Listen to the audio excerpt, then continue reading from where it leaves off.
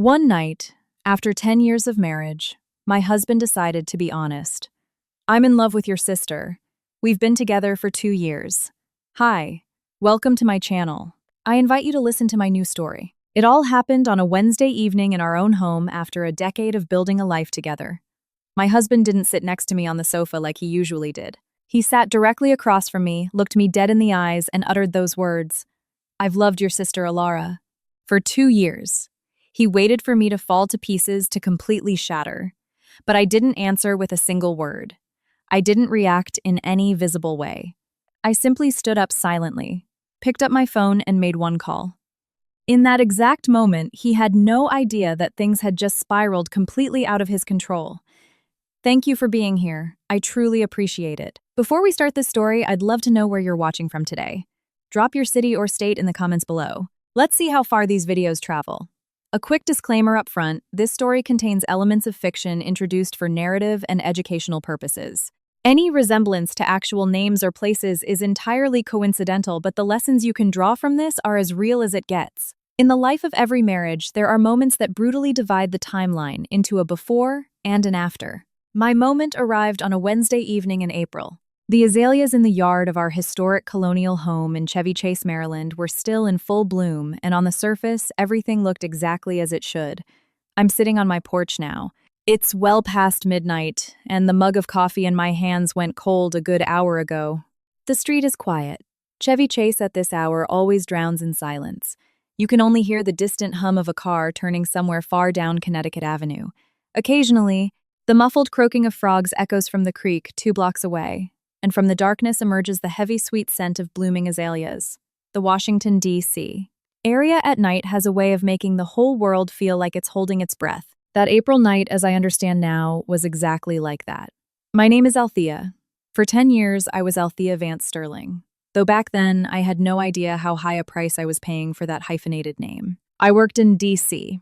as a senior forensic accountant and financial investigator for the FBI's white-collar crime division. It's the kind of job where you spend your entire day tracking money that someone tried very hard to hide or make vanish into thin air. My husband Calloway was a neurosurgeon at the Walter Reed National Military Medical Center in Bethesda.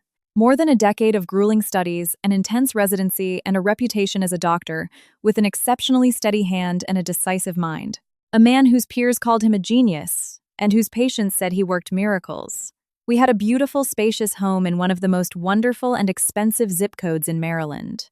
We had a son, Thatcher, who was 10 and could already build incredible contraptions out of whatever he found in the garage.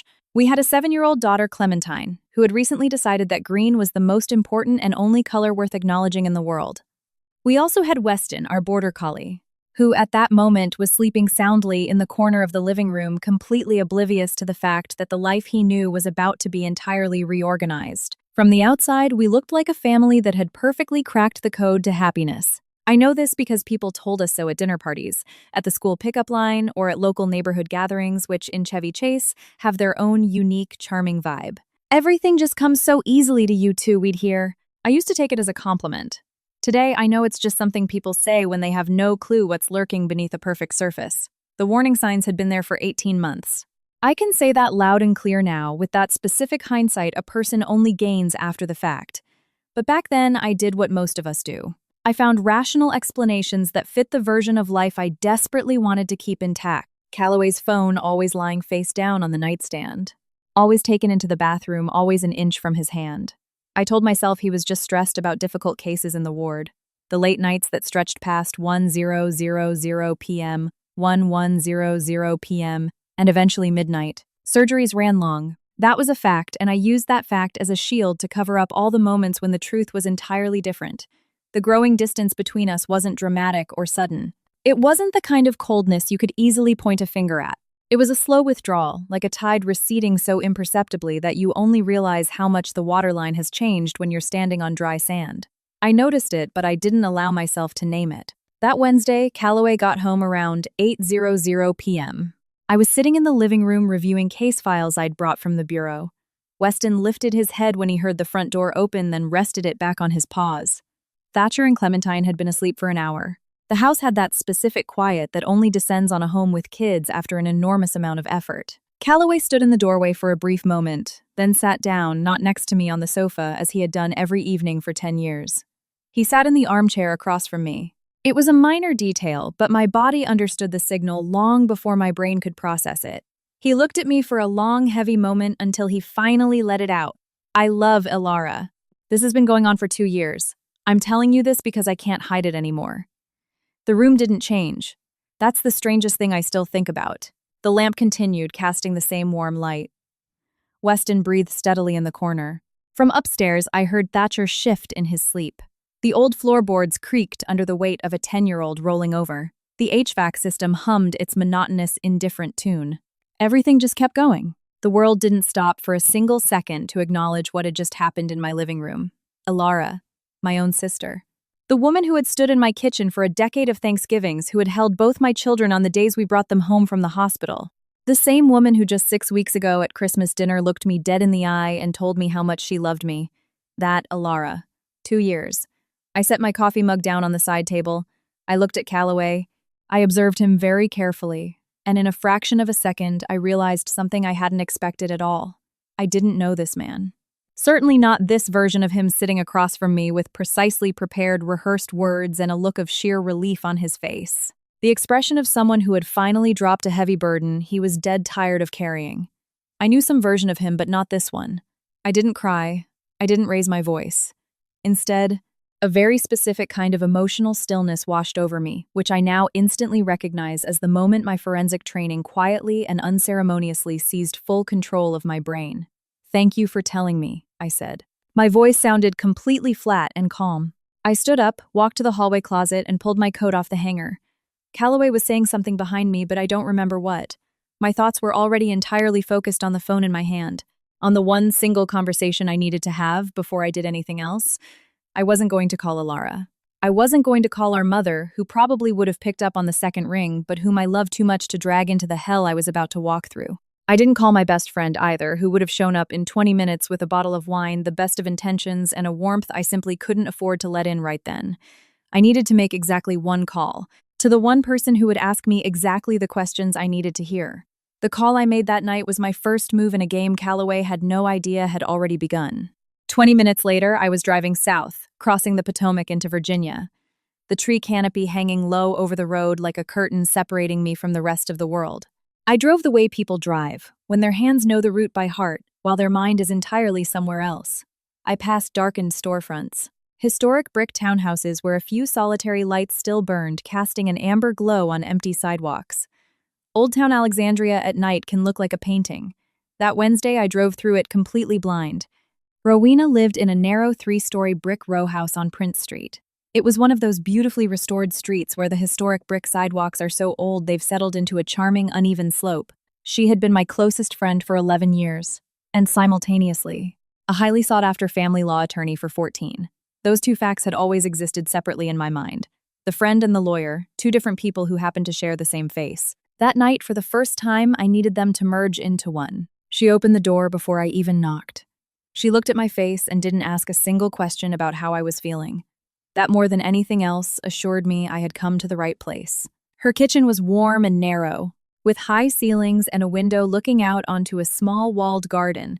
She sat me at the table, turned on the kettle, and poured 2 mugs of chamomile tea, not even asking if I wanted one. Then she sat across from me, opened a fresh legal pad she'd already placed on the table, and asked a question that instantly yanked me back from the edge of the chaos I was slowly drifting into. "Do you have a joint brokerage account?" She didn't ask, "Are you okay?" Or, "I can't believe he did this to you." She didn't ask, "What are you going to do now?" She asked about a bank account. And that question, so damn specific, so practical, so completely unmoved by the emotional drama sitting in her kitchen chair, did more to ground me in reality than anything else could have. "Yes," I answered, checking savings and a joint investment account at Fidelity. "Who manages the Fidelity account?" I hesitated. "Calloway. He prints out quarterly summaries for me." Rowena wrote something down on her legal pad, not even looking up at me. I realized then that my hesitation, that half second of confronting the facts, was the kind of seismic shift that changes absolutely everything. I told her everything from the beginning, exactly as I would write an investigative report for a case file, chronological, factual, devoid of unnecessary emotions or personal commentary. Calloway's confession, the exact words he used. The way he sat across from me instead of next to me. Alara. 2 years. I watched Rowena take notes and refused to allow myself to feel anything that might disrupt the debriefing. When I finished, she was silent for a moment. Then she asked me to describe my relationship with Alara. I thought about my sister the way you think about someone you've known so long. They've become an inextricable part of your internal landscape, not as an independent entity, but as a permanent fixture in your environment that you stop noticing because it's always been there. Alara was 34, I was 38. She was an interior designer, ran her own business, and lived in Charleston, South Carolina, about 8 hours down the coast. She divorced 2 years ago after a marriage that never really fell into place. She called often. She showed up for every holiday and always stayed a day longer than planned. She had opinions on my furniture, my kitchen renovation, and how I handled Thatcher's reading struggles in the 2nd grade. She always wanted things. That was the mildest way I could put it. There was always a certain kind of restlessness simmering inside Alara, which, for years, I treated as a character trait to be accepted, not analyzed. I remembered how, about 3 years ago, during a birthday dinner I threw for her at our house, she looked around the table at Callaway, the kids, our spacious colonial with its high ceilings and original crown molding, and said very quietly, almost to herself, "You've always had everything I ever wanted, Althea." At the time, I laughed it off. I assumed she meant a house, domestic stability, things that had always come easier to me than to her. Standing in Rowena's kitchen at 1:00 a.m., I realized how horrifyingly wrong I had been. Rowena pushed the legal pad toward me. She had written 3 words in capital letters, double underlined. "Document everything first. Do not touch the brokerage account," she said. "Do not transfer anything. Do not call Alara. Do not tell Callaway you've spoken to anyone." She leaned forward slightly. "You are a forensic financial investigator, Althea. You know exactly what a paper trail looks like, how it's created, how it's destroyed, and how it's found. Now you are going to build your own." Something stirred in my chest at those words. It wasn't relief. It was the feeling of a compass needle finally pointing north after hours of frantic spinning. We sat in that kitchen until almost 1:00 a.m. By the time Rowena walked me to the door, I had filled 3 columns in my own notebook: assets, risks, required actions. My handwriting was steady. My hands had stopped shaking somewhere around midnight, though I only just noticed it. The drive back was calm. I took the same route through the fog-draped streets of D.C., passing the same street lamps, but I was no longer the same woman who had driven the opposite direction an hour earlier. I thought about our joint Fidelity account.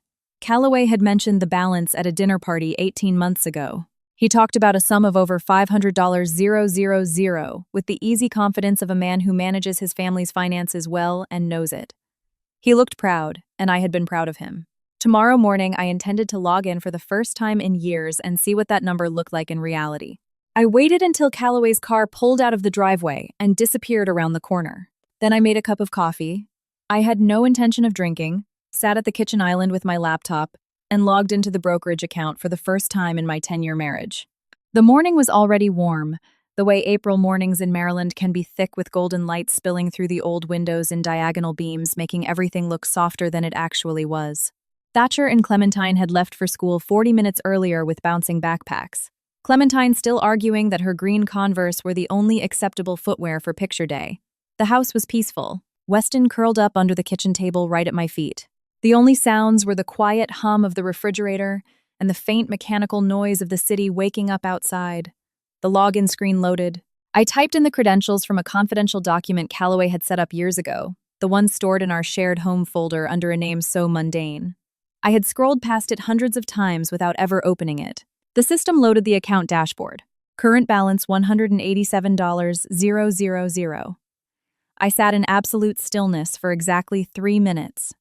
I know it was 3 minutes because I stared at the digital clock on the microwave above the counter. The green numbers flipped once, twice, 3 times. While I stared at the figure on my computer screen, I let my brain do what it was trained to do. Don't react, don't interpret, don't feel, just process the raw data. 18 months ago at a dinner party at the Henderson's house in Chevy Chase, Callaway casually mentioned the state of our investments with the natural pride of a man enjoying his financial success. Over $500,000. He dropped the figure between the appetizer and the main course, like someone casually placing a trophy in the middle of the table. I remembered how he smiled when one of our friends whistled in admiration. I remembered thinking how much I loved that he wore his pride quietly, without flaunting it like a man who had built something truly lasting. The current balance was $187,000. Exactly $340,000 was missing. I opened a new tab in the browser and pulled the transaction history for the last 18 months. This was the part of the data most people in my situation wouldn't know how to read properly. But I wasn't most people. I spent my days at the bureau doing exactly this, poring over financial statements and finding the narrative someone had tried very hard to bury in a thicket of numbers. I know what natural market losses look like. I know what unauthorized transfers look like. I know the precise difference between an account that took a hit from a market dip and an account that has been deliberately and systematically drained. This account had been blatantly looted. The transfers weren't large. That was the first thing I noticed. And that piece of information immediately told me something crucial about the person who orchestrated this. Small sums ranging from $4,000 to $9,000 withdrawn at irregular intervals. They were spaced out cleverly enough not to trigger automatic warning mechanisms or currency transaction reports, CTRs, that financial institutions employ under anti-money laundering regulations. No single transaction would have raised a red flag at the bank. No single withdrawal would have caught my attention during a cursory monthly review if I had ever been invited to do one. However aggregated and spread over 18 months of careful, patient siphoning of cash, it added up to a massive $340,000. Money vanishing from the account that Calloway, with a smile on his face, assured me across a dinner table was steadily growing. This wasn't the amateur work of someone who didn't understand banking systems. This was the precise strategy of someone who knew the mechanics well enough to navigate them without leaving obvious footprints. I downloaded everything to my local drive. Every statement, every transaction history, every transfer confirmation, 47 pages of documents in total. Only then did I call Rowena. She picked up on the second ring, and without any preamble, I read her the numbers. She was silent for exactly 2 seconds. Buy a flash drive today. Pay in cash. Under no circumstances should you use your card. Go to a FedEx office or a local print shop downtown and print everything there. Do not use your home printer, and definitely do not use anything at work. After a brief pause, she added, "Do you understand why I understood perfectly? Modern home printers store a history of every processed document in their memory. Meanwhile, a government agency printer maintains even more rigorous logs accessible by a wide chain of IT surveillance. I needed the paper trail I was currently building to exist exclusively in places where I had 100% physical control over it. It couldn't be linked to anything the opposing side could investigate or subpoena before I was fully ready. That afternoon, I drove to a print shop on K Street. I paid a few dollars in cash, stood at a self-service kiosk, and printed all 47 pages. Then I slid them into a plain cardboard folder I bought off a rack near the register. The entire operation took less than 20 minutes and left zero digital footprint tied to my name. At home, I hid the folder deep inside the closet in my home office, tucked behind binders labeled with official case file numbers on a shelf Calloway hadn't glanced at in 10 years of living together. Then I sat back at my desk trying to unravel the pattern I had uncovered in the transfers.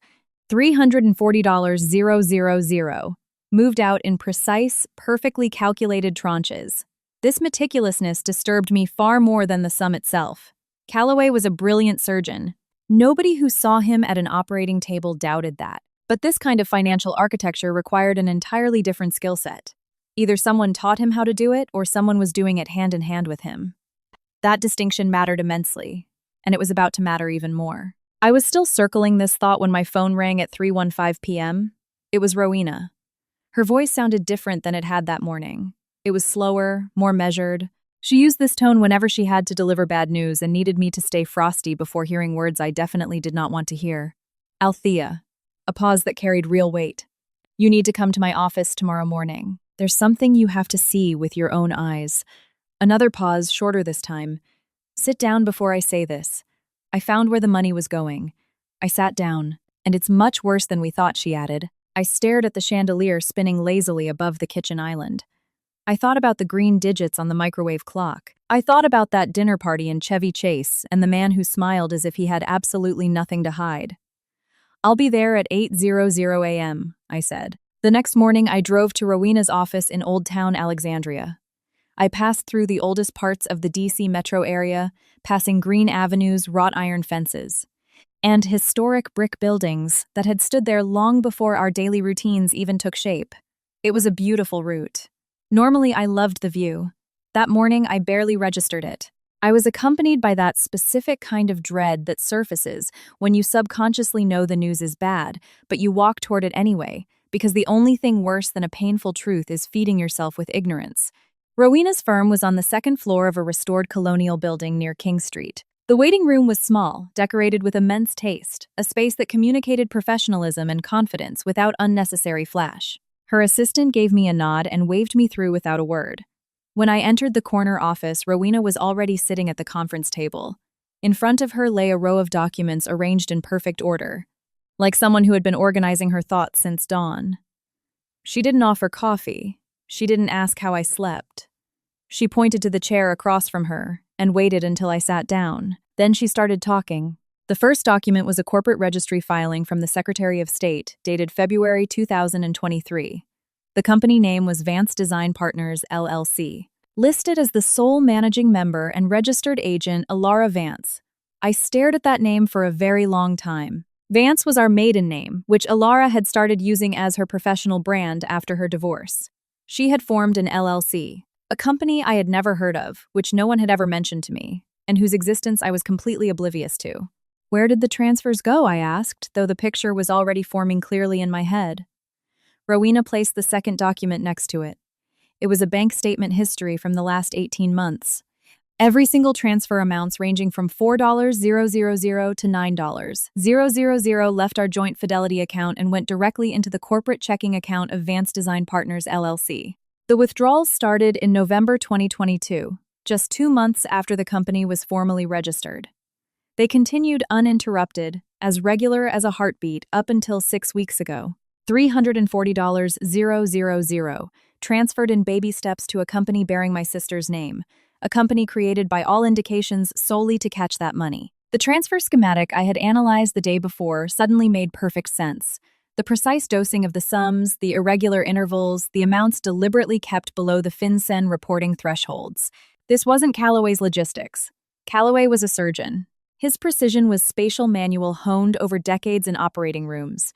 Here I was dealing with an entirely different kind of exactitude. Someone who fundamentally understood financial and legal structures had designed this mechanism.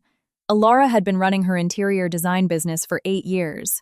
She knew invoicing, corporate accounts, and cash flow management. She knew exactly how to build the perfect vessel for money that didn't belong to her. I thought I had already absorbed the full weight of what was done to me. I was wrong. Rowena wasn't finished. She placed a third document on the table. It was a loan agreement. A home equity line of credit HELOC taken out against our house in Chevy Chase dated October 2023. Principal amount, $180. 000. There was only one signature on the document. The deed to that house is in both our names, I said, my voice dropping unnaturally low. Tenancy by the entirety. The bank had to require both spouses' signatures. And here is how he bypassed that, Rowena replied, laying down a fourth document. It was a copy of a notarized durable power of attorney I had signed in the spring of 2020. I recognized it immediately. That year, I had been assigned to a special interagency federal task force in Miami. It was a long, complicated deployment. I spent 4 months down there. An absence that long generates significant logistical headaches when you own property and manage a joint household budget from afar. Callaway had suggested then that a broad power of attorney was a sensible preventative measure. Our notary prepared the document. I signed it without a shadow of hesitation. He was my husband after all. Trusting him to manage our joint life while I was gone was a decision I didn't second-guess for a millisecond. The document turned out to be a general durable power of attorney granting him the right to represent me in all financial and real estate matters. It had full legal standing, was open-ended, and didn't expire until I formally revoked it. It authorized Callaway to act on my behalf in any capacity related to finances and real estate transactions. Fully notarized, registered, completely legal. He used that document 3.5 years after it was signed to encumber our home with a second mortgage. Without a word of commentary, without my knowledge. The bank accepted the paperwork because legally they had to. A properly drafted and unrevoked power of attorney is as binding to a financial institution as the client's physical presence. The loan officer processed it just like any other file by the book, clueless that the woman whose name was on the deed had no idea this credit line existed. I sat with that thought for a long time. The total sum arranged itself in my head without any need for a calculator. $340,000 from the brokerage account, $180,000 from the HELOC, a combined $520,000 erased from our joint financial life through patience, planning, and the blind trust I had given him over 10 years of marriage. I thought about how many times Calloway used to repeat a specific phrase. He'd drop it casually at dinners and passing conversations. Once, even in front of my own father. "I'll handle the finances. You just focus on your career." I took it as a sign of care. As partnership. A natural division of labor between two overworked professionals who trusted each other infinitely. In reality, it was the mechanism of my own destruction. "This stopped being a simple divorce based on adultery a long time ago," Rowena said. Her voice was controlled but hard. It was the tone she used when she needed her client to understand the situation rationally, not emotionally. The abuse of a power of attorney and the deliberate dissipation of marital assets to enrich a third party fulfills the criteria for criminal embezzlement of significant value. Calloway isn't just facing a civil case and a painful division of assets. He is looking at real criminal liability. This diametrically changes our strategy. I looked out the window. Above the rooftops of Alexandria against the April sky, the steeples of historic churches stood out, pale stone against the blue, the same view that had endured here for decades and would endure long after what was coming had passed. I thought of our porch of the garden with the azaleas that Thatcher had helped me plant 2 seasons ago. I remembered both of us in rain boots in the muddy chill of late February, as he asked questions about root depth with the incredible seriousness of a boy trying to understand how living organisms work. I thought about Clementine's room, which was still the wrong shade of green because she changed her mind 3 times and I kept putting off repainting it, promising myself I'd get to it eventually. And now they were going to lose that house.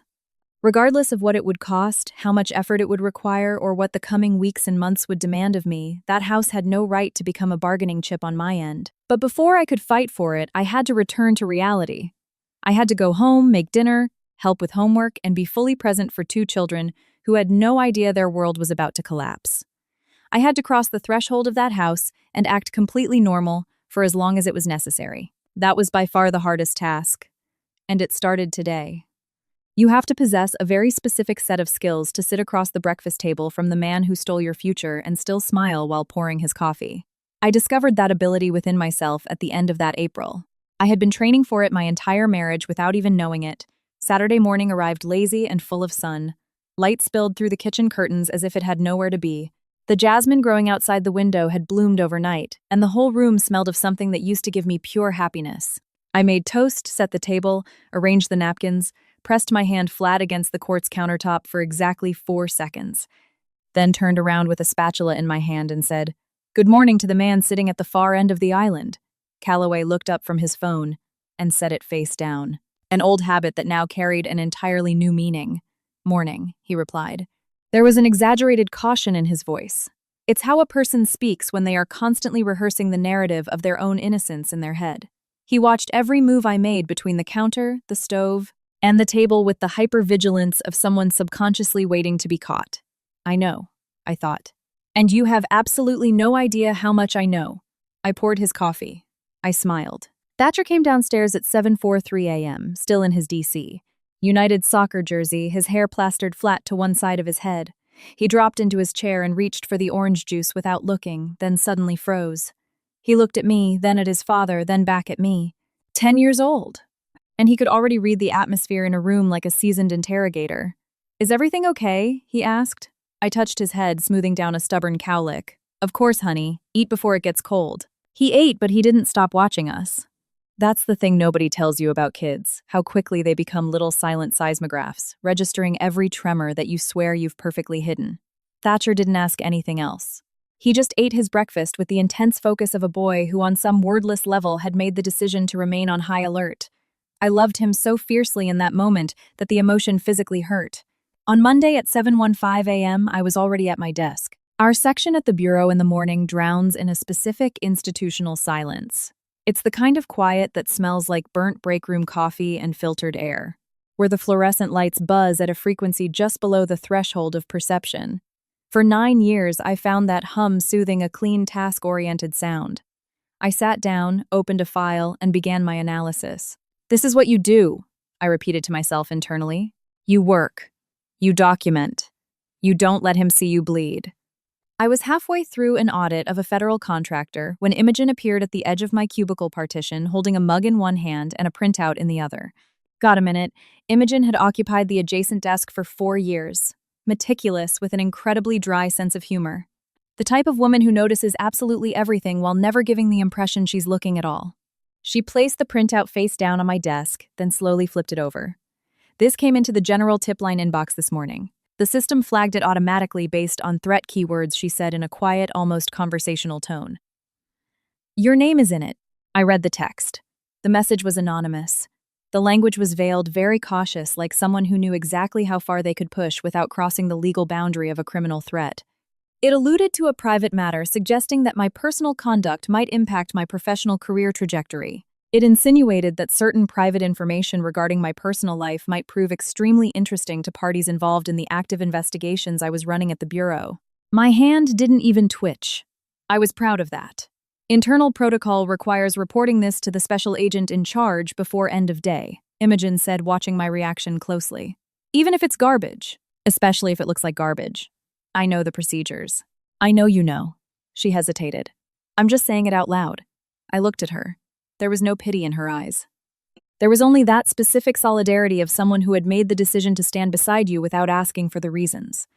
Thank you, I said simply.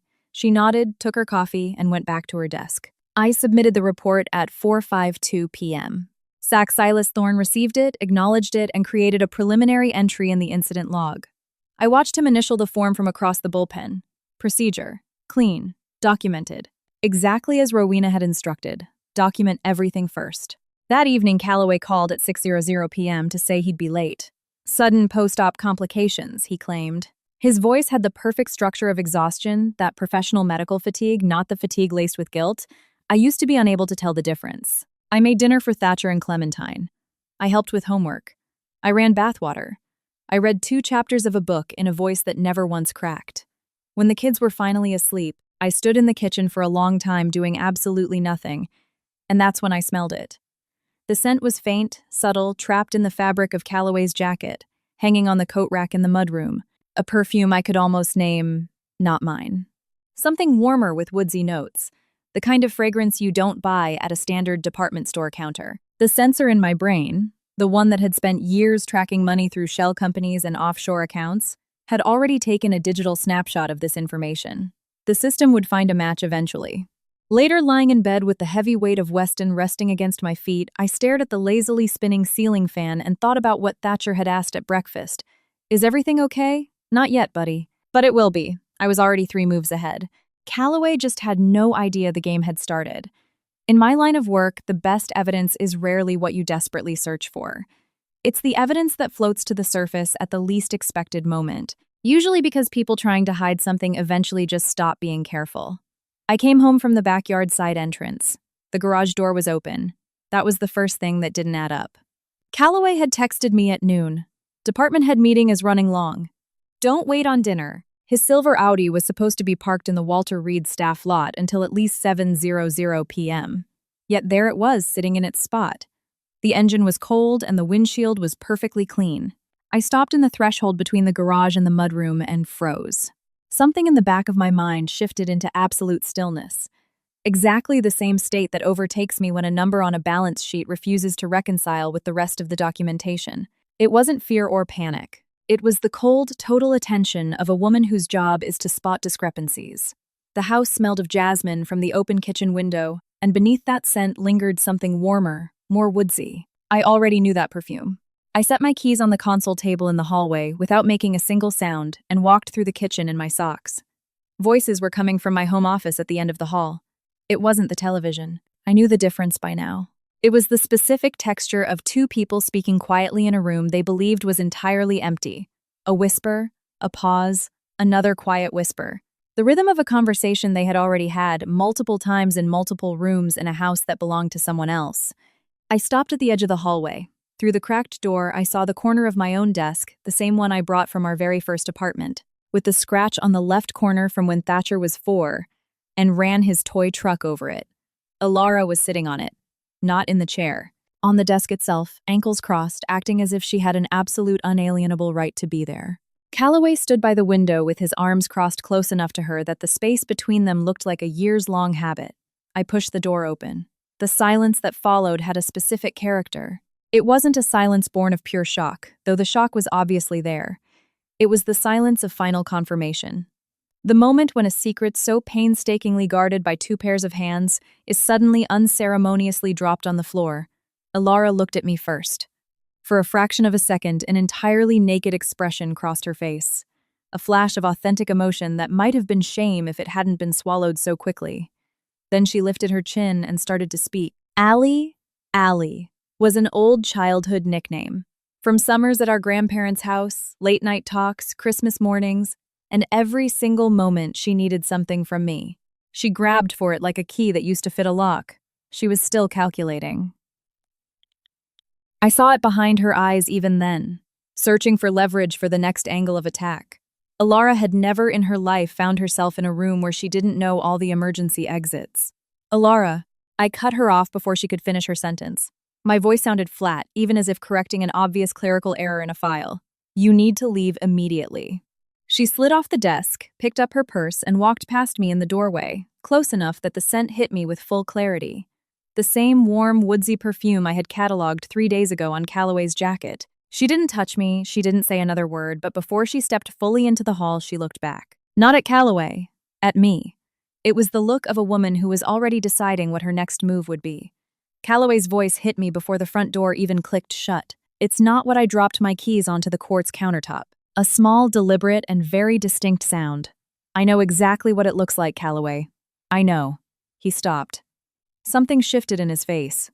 His entire prepared defense suddenly evaporated. And the meticulously constructed illusion of innocence was stripped of its foundation. He opened his mouth again, but I turned around and walked upstairs before he could force out a single syllable. I locked the bedroom door. I sat on the edge of the bed in total darkness and did not shed a single tear. Crying requires a certain emotional luxury, a belief that your feelings are the most important thing in the room at that moment. I couldn't afford that. I had exactly 2 hours. Thatcher and Clementine were at his mother's house in Bethesda. They were due back at 6:00 p.m. Those were 2 hours to stop the ceiling from spinning. 2 hours for the entire architecture of the life I had built with this man to settle into whatever shape I had to function within from now on.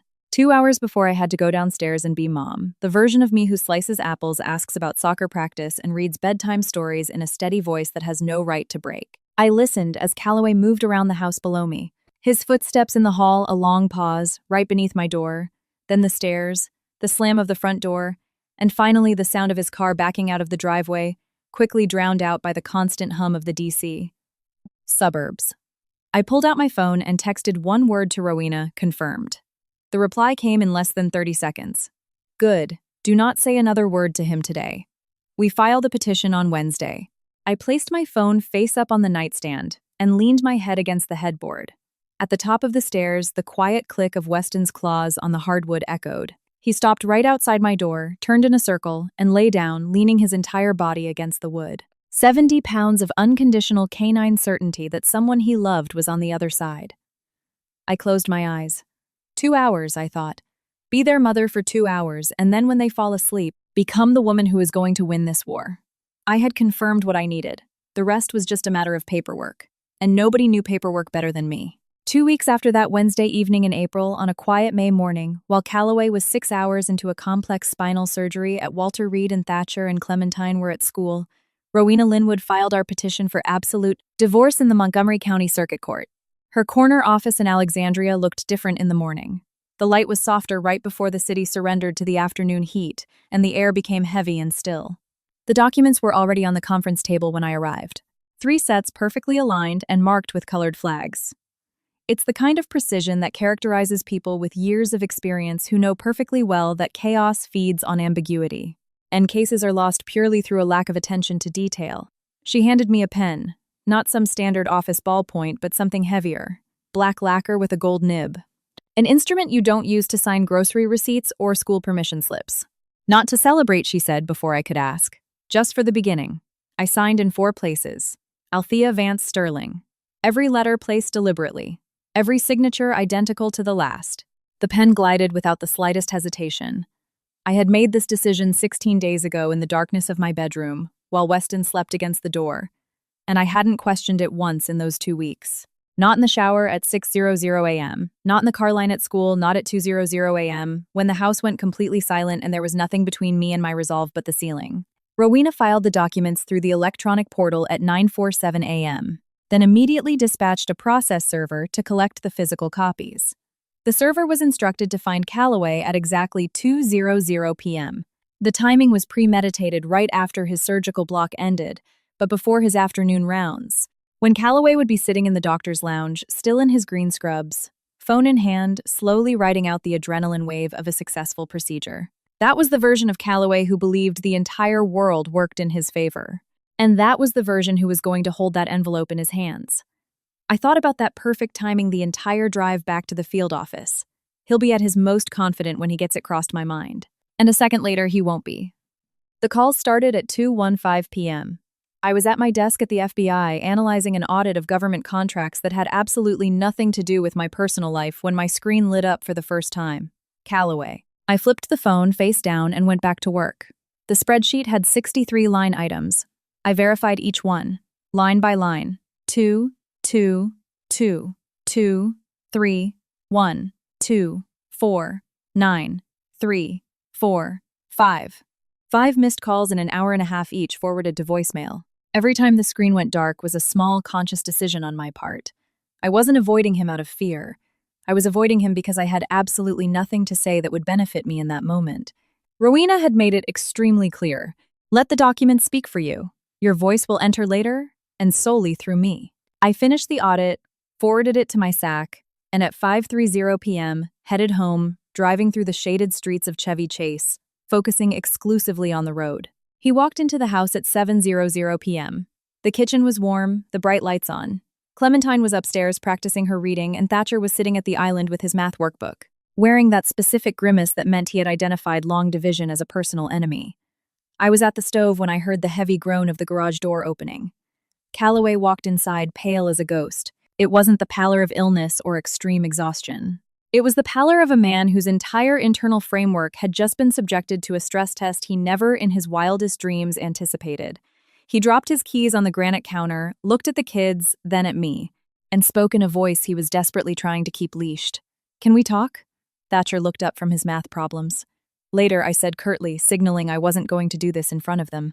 Never in front of them. We moved deeper into the hallway where our voices wouldn't carry. His tone immediately dropped, growing tense. He sounded like a man trying to compress a massive, explosive charge into something manageable. "You went to a lawyer without a single word to me." During the 16 days of waiting, I had braced myself for many different versions of this conversation. A remorseful version where he breaks down and confesses everything, thinking I only know half the truth. A defensive version, where he tries to frame the 18 months of transfers as an unfortunate financial misunderstanding.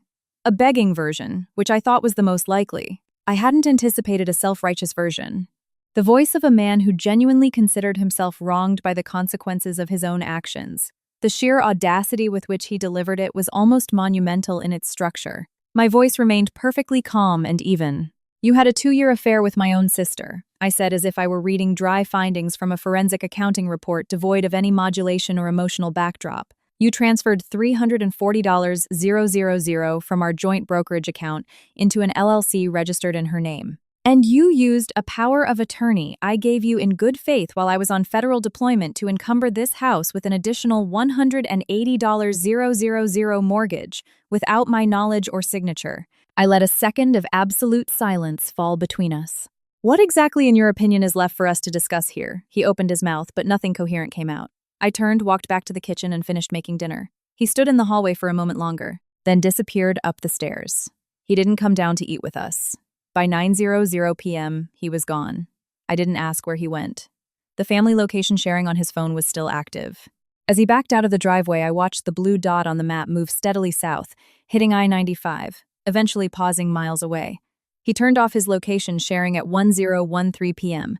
By that time, I had already taken a screenshot of the route, logged the timestamp, and dropped both files into my secured evidence folder. I texted Rowena. She replied a few minutes later. Elias Blackwood just formally entered his appearance as opposing counsel. Aggressive litigator, former federal prosecutor. It means they're scared and need time to move the pieces around. I looked up Blackwood. 12 years in private practice in D.C., after leaving the U.S. Attorney's Office.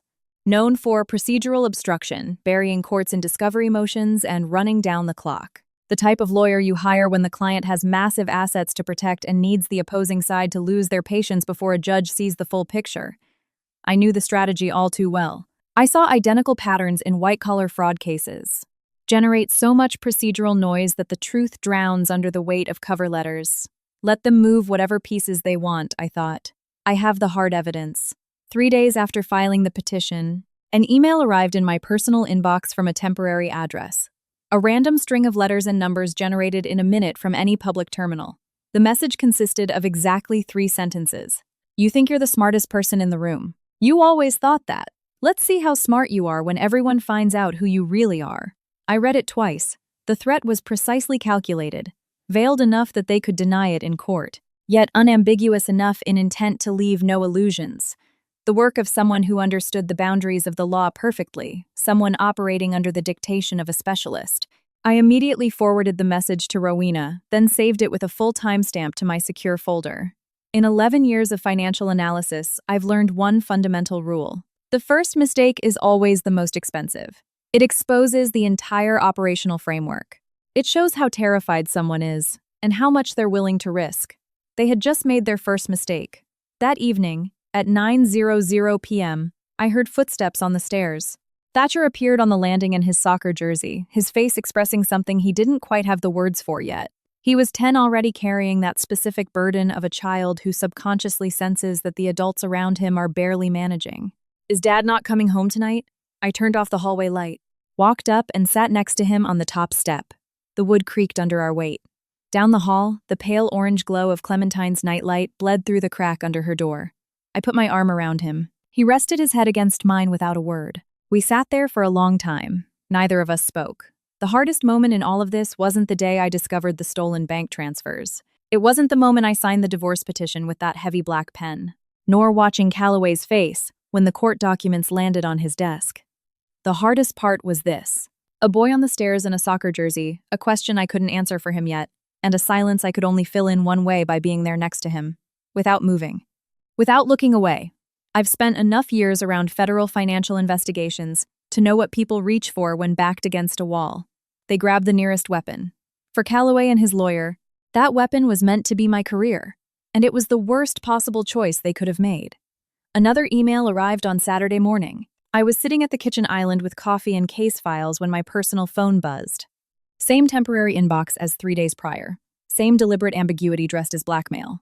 This time, however, the threat took a concrete shape. The case you ran in 2021, the Meridian government contract audit, contained irregularities you never reported. We have the documentation. If you don't withdraw the divorce petition, we will leak it to 3 national media outlets by the end of the week. 3 sentences.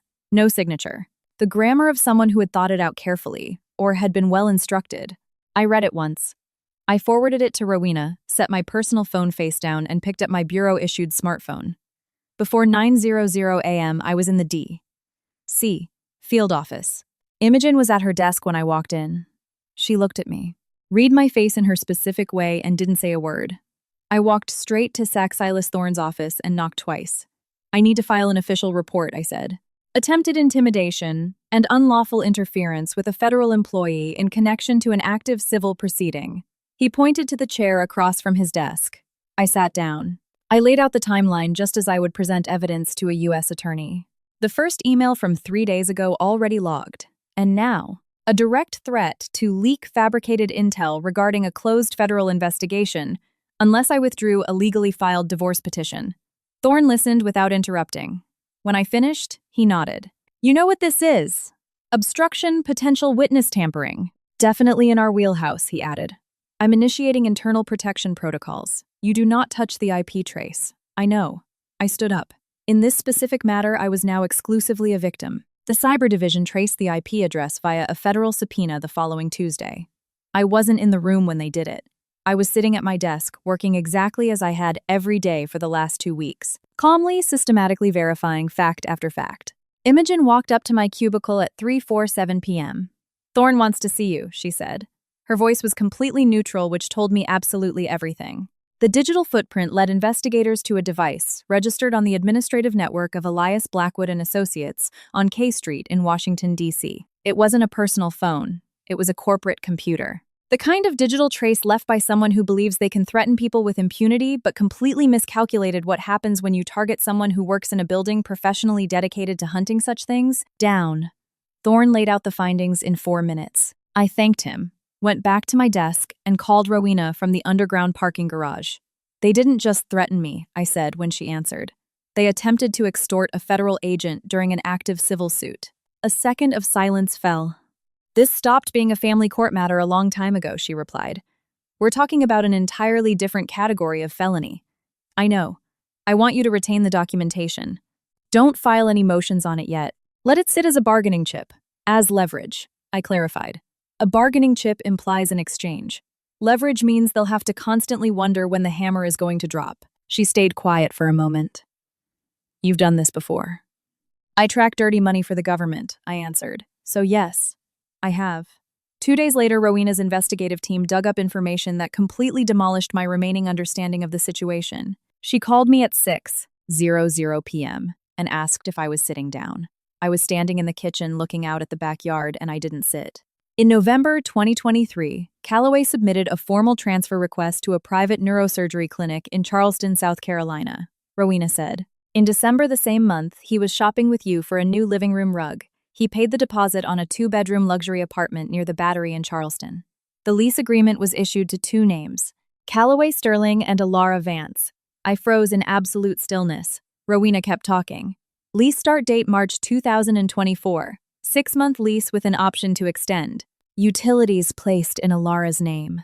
I heard every word. Simultaneously, my brain rapidly calculated the dates. I had returned from the Miami Task Force deployment exactly 3 weeks earlier than originally planned. My official return date was supposed to be April 14th, but I came back on April 3rd. I had to reorganize my schedule because a witness deposition was suddenly moved up. Had I returned on the timeline Callaway expected, our accounts would have been bled dry. The second mortgage quietly consolidated, and I would have returned to a house my husband had already completely moved out of. I didn't discover anything. I simply showed up before he could finish his escape. Althea, Rowena said. I'm here.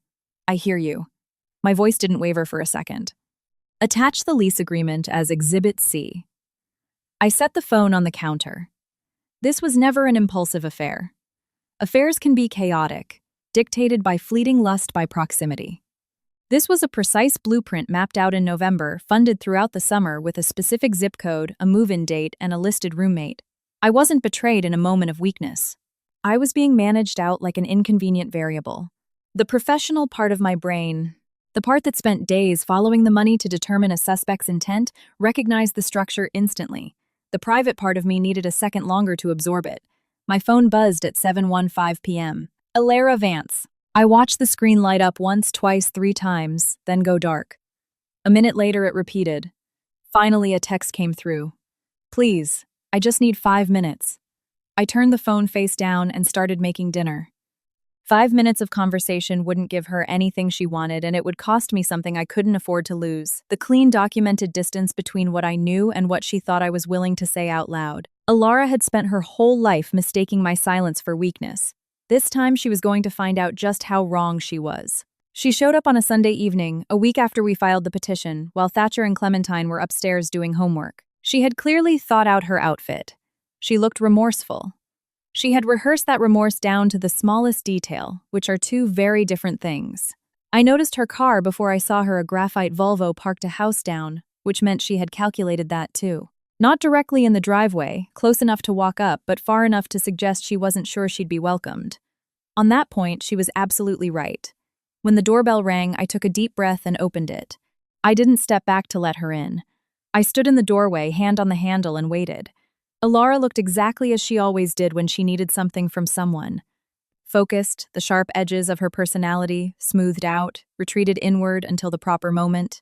She was wearing a gray linen dress. I understood the choice perfectly now. Her hair was down. She had foregone any jewelry, a detail I immediately logged as a conscious decision. Less armor means less of a threat. Alara understood costuming just like any other tool of manipulation. Hi, she said softly. I didn't say anything. She started with childhood memories. Our grandparents' house summers spent there when we were little. She talked about how we'd sleep in the same bed during thunderstorms because she was so terrified of lightning, and I would make up stories for her until she fell asleep. Then she smoothly transitioned to our mother, how devastated she'd be, how she loved us both, how this didn't have to destroy the whole family. Finally, she struck at the topic of the kids. It was the sharpest arrow in her quiver, and she knew it. Think about what a public court battle will do to them. To Thatcher, to Clementine. Think about Mom, Dad, everyone who loves this family. I'm listening, I said curtly. She expected me to interrupt her to cry, or to have that specific emotional breakdown that happens when you strike a sensitive spot with enough force. My absolute calm completely disrupted her rehearsed rhythm. I saw her trying to recover in real time. A slight shift in posture, a tightening at the corners of her mouth. She pushed through the monologue talking about the destruction a long trial brings, about how the documents would become public record, and how D.C. is a town with a very long memory for scandal. She talked about Thatcher's school, Calloway's standing at the hospital, things that brutally unravel at the seams and can't easily be stitched back together once you pull the thread. She spoke like that for about 4 minutes straight. I let her finish. Then her tone shifted. Blackwood thinks this can be settled amicably without going into discovery and evidence disclosure, she said, the warmth dropping from her voice by a few degrees. There are settlement options that would be fair to everyone. Dragging this out the way Rowena plans to will be horribly painful for all of us. Publicly painful. I appreciate the concern, I replied. Something twitched in her face. She hadn't expected that either. Allie. Her voice dropped lower, more predatory. The rehearsed role was cracking, revealing the hard foundation underneath, like bone under flaccid muscle. I know things about you, things you've told me over the last 23 years. The hard times you aren't proud of. Your fears, crises, secrets that would make certain people look at you very differently. A perfectly timed pause. I don't want to use that. I'm not threatening you. I'm just asking you to honestly reconsider if this fight is worth what it will cost everyone around you. 3 seconds. I learned about those 3 seconds of silence during interrogation technique training at Quantico.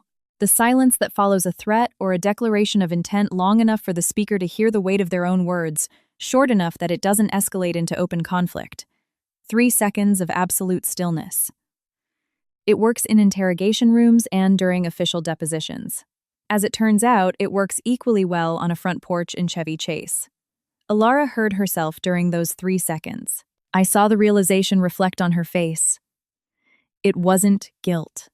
It was the specific discomfort of a person who said something out loud and knows they can't take it back. What you just described, I said when the countdown finished, meets the statutory definition of extortion and attempted witness intimidation in the context of an active civil proceeding. I'll optimistically assume you didn't mean to say that out loud. But Rowena will certainly want to hear about it. I tilted my head slightly. She documents absolutely everything. Alara opened her mouth, closed it, then opened it again. You should leave now, I said, using the exact same tone I use to end professional meetings when the constructive portion is over, and all that remains is unnecessary noise. She left. Her back was straight, her steps even. The walk of a woman suppressing massive rage through the hard discipline of someone who will never let you see her lose. She didn't look back. The Volvo pulled away from the curb smoothly without hesitation, without unnecessary drama. She had choreographed the exit too. I closed the door, stood in the hallway with my back pressed against it for a full minute, and let myself feel it. Not anger. I had a specific place for anger. It had its own folder, case file number, and the cold, organized methodology of a financial analyst. What I let myself feel was pure grief and mourning. 23 years of a relationship, thunderstorms at Grandma's, midnight calls when our father had his first heart attack, the way she held Thatcher in the hospital the day he was born, this tiny, perfect, whimpering creature, and how she looked at me over his head with what looked like total boundless love. He's perfect, Allie. He's just perfect. She was telling the truth in that moment. I still believe that. The truth about what happened later didn't erase the prior years. It only altered the weight of everything they carried. I gave myself exactly 60 seconds. Then I straightened up, walked to the kitchen, and stood by the counter. I texted Rowena. Alara was here today. Veiled threat, attempted to use personal info as leverage. I maintained frame. Please log it. The reply came in under 2 minutes. Logged and documented. That is mistake number 3. They are panicking, Althea. Terrified people make infinitely more mistakes. I read the word 3 and stared at it for a moment. 3 mistakes in just 8 days. An email threat sent from the network of Blackwood's law firm. An IP trace our cyber division had already secured for the file. And now a visit that Rowena could easily characterize as attempted witness intimidation. Every move they made out of fear was a move I didn't have to make myself. Every mistake became another tab in Rowena's binder. I put my phone on the counter and looked out the window. The azaleas Thatcher had planted were in full bloom, stubborn bursts of pink against the dark soil. He picked that variety himself, consulting a gardening book he borrowed from the school library. He planted each bush with the specific, focused patience of a child who understands that some things take time.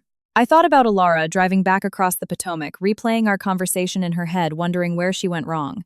How many more mistakes will they make, I thought, before they run completely out of room to maneuver? Children absorb the emotions and frequencies adults emit perfectly, even when adults think they're hiding everything. Thatcher had been silent for 2 weeks. It wasn't withdrawal, but the specific quiet of a 10-year-old listening very carefully, waiting for the right moment to ask his question. It was a Tuesday evening in May, well past 10:00 p.m., and the light in his room was still on. I stopped in the doorway for a moment before he noticed I was there. He was sitting on the window seat, knees pulled to his chest, staring out at the dark yard. The azaleas he planted in February were just dark patches in the gloom, but he stared at them the way kids look at the world when they're trying to process something internal, not seeing what's right in front of them, but analyzing what they're carrying inside. I knocked softly on the open door. He turned his head. "Hey, buddy." He looked at me with that serious, focused face that sometimes painfully reminded me of my own reflection when I'm staring at case files and the numbers won't reconcile. "Mom," he said quietly, "did Dad hurt you?" I sat down on the floor right next to him, leaning my back against the wall, exactly how I used to sit when he was a toddler, and asked me to stay until he fell asleep. The hardwood was pleasantly cool through my jeans. Down the hall, Clementine's nightlight bled its warm orange glow. I wasn't going to lie to him. But I wasn't going to burden a 10-year-old with the weight of financial reports, shell companies, and HELOCs he couldn't possibly comprehend. "Dad and I are going through something very difficult right now," I said softly. "Adults sometimes hurt each other in ways that don't leave marks you can see. But you are safe. Clementine is safe. This house is safe." I looked at him intently. That is not going to change. He processed the information. Thatcher wasn't a kid who accepted the first answer just to close a topic. He turned the words over in his head, checked them from every angle, just like he did with everything. "Is that why you were crying last week?" he asked. I had no idea he had seen that. I kept my face entirely calm. "Yes," I answered truthfully. "That's exactly why." He nodded slowly as if filing the information into his internal index. Then he asked the next question. "Is Aunt Alara ever coming here again?" That question hit me much harder than I expected. Not because of the content, but because of what it implied. He must have heard something, noticed something. Pieced together the tiny fragments adults leave behind when they think nobody is watching. He knew Alara had been here. He knew we hadn't hugged in greeting. He added those facts to the rest of the pieces he had quietly gathered over the last 2 weeks. I didn't answer the question directly. I pulled him into a one-armed hug. And he let me. We just sat together by the window for a long time, looking out at the darkened yard. When I felt his breathing turn steady and calm, I said softly, "You don't have to solve all of this, Thatcher. That's what I'm here for. Your only job is to turn 11 in June and be absolutely terrible at long division." He let out a quiet sound. Not quite a laugh, not quite a snort. Forced, but entirely genuine. "I'm not terrible at division," he muttered. "Last week you drove your math teacher to tears, and she was already having a bad day." I pressed my lips together so I wouldn't smile. "Go to sleep, buddy." Clementine ambushed me at breakfast the next morning.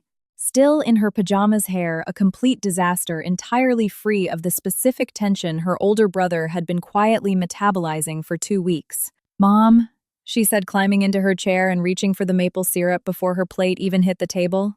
"Why is Dad sleeping in a different house now? 7 years old. Simple and direct as a compass needle. Sometimes adults need their own space to think things through." I answered, placing the French toast in front of her. She analyzed this information with the philosophical brevity available only to second graders. "Oh, like how I need the whole bathroom when I brush my hair. Exactly like that." "Okay," she summarized, then flooded her French toast with a massive amount of syrup, permanently closing the topic on her end. I stood by the counter, watching her eat, thinking about how incredibly fast children can build their own ground. They find the floor, plant their feet on it, and keep going. My only job was to make sure the floor under their feet never cracked. I called Rowena at 8:15 a.m. right after dropping the kids off. I need a specific clause in the custody agreement, I said without preamble. Alara Vance is not permitted to be present under any circumstances during Calloway's parenting time. No exceptions, no mechanisms for written consent. The clause must be absolute. A second of silence. I already drafted it, Rowena replied. I was just waiting for you to ask.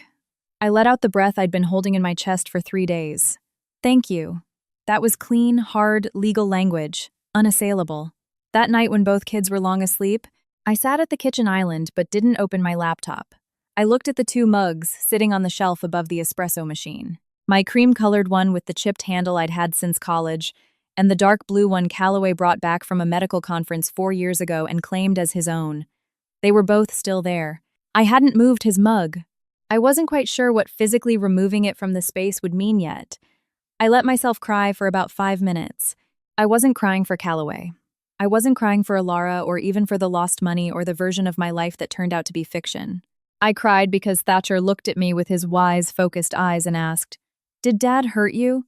And I hadn't been able to give him an answer that was both entirely true and simple. He deserved both. He deserved much better than the evasive words of a mother who couldn't give it to him straight. 5 minutes. Then I wiped my face, poured a glass of water, and stood by the sink. My phone on the island buzzed. "Calloway," I answered.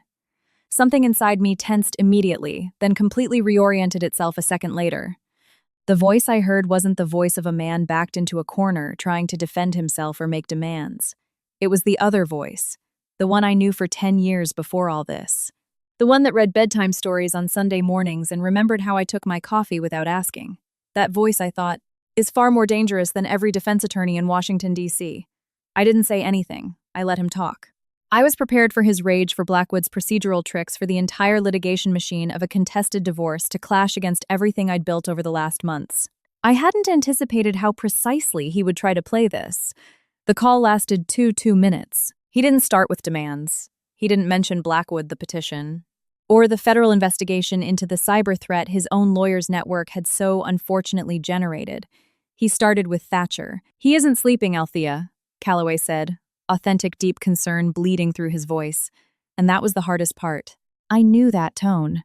I had heard it for a decade, and I couldn't tell in that moment if what I was hearing was brilliant acting, or the real reflex of a father who, despite everything he'd done, still loved his son. "He told me last weekend that he lies awake. He says he doesn't want to tell you because he doesn't want to make things worse." I pressed my thumb against the edge of my phone case and stayed silent for a moment. "I know my children, Calloway. I know you do." A pause. "That's not what I mean." And there lay the ultimate danger.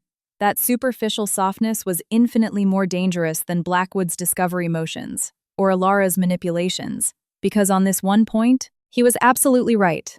Thatcher really wasn't sleeping. I knew that from Tuesday night on the window seat, and the knowledge sat in my chest like a stone that wouldn't dissolve. Whoever Calloway had become in the legal filings in the Charleston apartment or in the financial audits, he remained the man who coached Thatcher's Saturday morning soccer team and knew without being reminded that Clementine needed her. Nightlight on even though she was 7. It was still the truth. It didn't erase his actions, but it existed. Then he moved very carefully to his actual proposal. He didn't ask to come back. He preempted my reaction before I could even answer a motion he hadn't formally filed yet. That preemption showed me clearly that this entire speech had been scripted in advance. I'm not asking for that. I'm just asking if we could sit down alone without lawyers hovering and talk about how to get through this, without turning it into total warfare. For Thatcher and Clementine's sake, maybe mediation, something quieter. I let the silence hold for exactly 2 seconds. "I will speak with Rowena," I said and hung up. Rowena's reply came before I even finished my morning coffee the next day. "He's doing this because Blackwood clearly laid out to him that the financial audit report is bulletproof, and the criminal risk for abusing the power of attorney is entirely real," she said, with the administrative precision of a woman who had calculated the scenario long before my call. "He's trying to establish a facade of good faith before we enter formal discovery. Do not mistake his litigation strategy for authentic remorse." "I'm not," I replied, though for a moment I really had hesitated. A brief pause. "It's human, Althea. A moment of hesitation isn't surrender. What did you tell him that I would consult with you?" "Good," That was the only correct answer. She waited a beat. Do you want me to reply to Blackwood directly, or do you prefer to close that door yourself? You close it, I said simply. The tulips arrived on Thursday. I was at my desk at the FBI field office reviewing transfer histories for a case when security at the front desk called to say a courier had left a package for me. I went down to the lobby and saw them on the counter. A massive bouquet of yellow tulips the color of early spring, wrapped in gray paper and tied with a white ribbon. Yellow tulips. My favorite since college. A fact I had mentioned to exactly one person in the last 15 years. The attached card was handwritten. I miss you. I know I have no right to say that. I stood and stared at the bouquet for 30 seconds. Then I picked it up and placed it dead center on the reception desk, turned outward, so it was perfectly visible to anyone entering the building, every agent walking past, and the security camera mounted right above the entrance. Then I went back to my desk. I logged the exact time of delivery, the florist's address printed on the paper, and the exact wording of the card into my evidence file. Imogen appeared at my cubicle 10 minutes later. She stopped at the edge of the partition, looked toward the lobby, and then at me. She didn't say a single word. She just gave a slow, single nod. The kind of nod you give someone who has just done something, requiring vastly more self-control than it might appear to an outsider. I turned back to my financial charts. Saturday morning in early June broke clear and bright with that specific mid-Atlantic air that smells of cut grass and the promise of impending heat. I was upstairs in the bedroom organizing my closet, not out of despair or nerves, but as part of that quiet, methodical sorting of things that gave me a sense of reclaiming my own living space. At 1:00 a.m., the doorbell rang. Before going downstairs, I looked out the bedroom window. Calloway was standing on the porch. Alara stood 2 steps behind him to his left, not quite with him, but not separate either. The way they stood had the geometry of a precisely directed stage position. He wore casual weekend clothes. She wore that gray linen dress again, her calculated costume. I stood by the window for a long time. Every trained professional instinct I possessed yelled, "Do not open that door. You have counsel. There is a specific procedure in place. You have a folder marked Exhibit C. You have an official report of attempted intimidation and hard evidence of embezzlement through abuse of a POA which qualifies as a felony. You have zero obligation to put your hand on that handle." But another instinct surfaced. Older, quieter, whispering something entirely different. "You've been reading these documents for weeks. Let them speak in person one last time. See the full shape of what they've become." I walked downstairs. I put my hand on the doorknob. This isn't weakness, I thought internally. This isn't sentimentality. Sometimes the most useful thing you can do is let people show you exactly who they are. One final time, I opened the door. Before I tell you what happened when I opened that door, drop a "I'm still here" in the comments. Because what you're about to hear is the moment the masks dropped entirely. Quick reminder, this story contains fictional elements woven in for narrative purposes. The names, places, and details are adapted, but what this story leaves you with belongs to you. If this isn't for you, no problem. But if you're staying, don't blink. There is something incredibly theatrical about 2 people who have precisely choreographed their entrance. Calloway stood on my porch on that Saturday morning in June. Alara positioned exactly 2 steps behind him to his left. I realized immediately that I was facing a spectacle they had meticulously rehearsed together. I stepped back and let them inside. I didn't do it out of hesitation. I had simply decided 20 minutes earlier at the top of the stairs that the most useful thing to do was give them the space they needed to fully become whoever they already were. I had analyzed the dry documents for 6 weeks. It was time to let them speak live, so I could see the complete picture. I gestured toward the sofa. I took the armchair, the high-backed wing chair, by the window that put the morning light behind me, forcing anyone sitting across from me to squint slightly. A small advantage. An old habit from 11 years of conducting FBI interviews. You control the light, you control the room. They sat next to each other on the sofa, close but not touching. Exactly how people sit when they've pre-agreed not to manifest their connection, the precisely practiced distance of 2 actors who had planned not only their entrance, but their seating arrangement. I waited. Calloway started with Clementine. She was crying on Tuesday on the way to school, he threw out.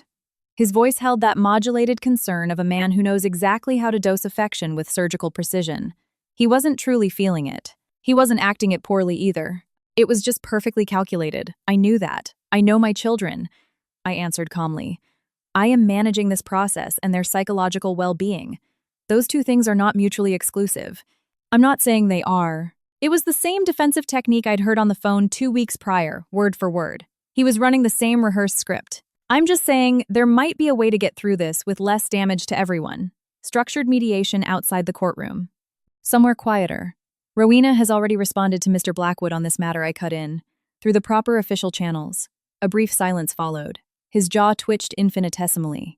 It was a micro-expression, a flash lasting a fraction of a second, betraying a man whose prepared text had just been brutally bypassed by someone who had read right through it before he even arrived. He quickly regained his composure. He was genuinely good at this. That's when Alara joined the conversation, leaning slowly forward. No, Calloway snapped. One word. No elaboration, no explanation, no softening of the tone. She heard it and leaned back against the sofa cushions. She decided to try an entirely different angle. Her voice immediately dropped to a register I recognized flawlessly. That confidential, intimate tone she'd used since we were teenagers whenever she needed to force something out of someone. Wanting that person to feel special for being her confidant. A voice that had worked reliably on me for 23 years. I didn't come here for him, she said quietly, making a small gesture with her hand toward Calloway. The movement was simultaneously dismissive and intimate the way only a woman feigning distance from a man to manifest her actual closeness to him can pull off. I just want you to know what Blackwood is really planning. It's about the deposition strategy. They are prepping a line of questioning regarding your audits at the FBI, specifically the Meridian contract. I think it's a dirty play. I decided you needed to hear it from me. I looked at her without blinking. He plans to proudly argue that alleged irregularities in the Meridian report prove my professional negligence, which is supposed to undermine the credibility of my financial analyses in this divorce proceeding. He'll file the motion within 30 days, likely combining it with a demand to appoint an independent forensic auditor. That won't work because the Meridian audit underwent a full internal review and was closed as clean in November 2022, which Blackwood knows perfectly well. That is why it's merely procedural obstruction and running the clock, not a substantive argument. I paused briefly. Was there anything in this entire strategy that you thought I hadn't dismantled a long time ago? Alara was silent for exactly 2 seconds, and then her face changed. It wasn't the kind of change that happens when emotions build gradually like a slow tide. It changed the way a heavy door slams shut, violently, completely, and irreversibly. The entire rehearsed role dropped to the floor, and beneath it emerged something much older, something I'd seen in her before, and which was infinitely less careful. You always have to be the smartest person in the room, don't you? She spat. It wasn't a question. It was a verdict she had carried inside and collected for a very long time. Even now. After everything, you can't just let things be. You have to turn it all into a situation you've already won. I held her gaze, my expression completely unchanged. You had a 2-year affair with my husband, I said. My voice was exactly the one I used during official testimonies.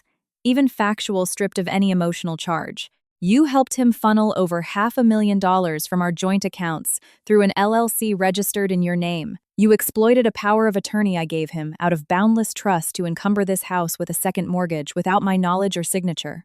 I let the silence resonate in the room. So, forgive me if I treat this like a war. That specific, heavy silence fell over the room, the kind that appears when absolute truth is spoken in the presence of people who were not ready to receive it. Calloway reached out and placed his hand over Alara's. She pulled her hand back violently. Just a few inches, maybe less. A small, involuntary physical reflex before her mind could make any decision.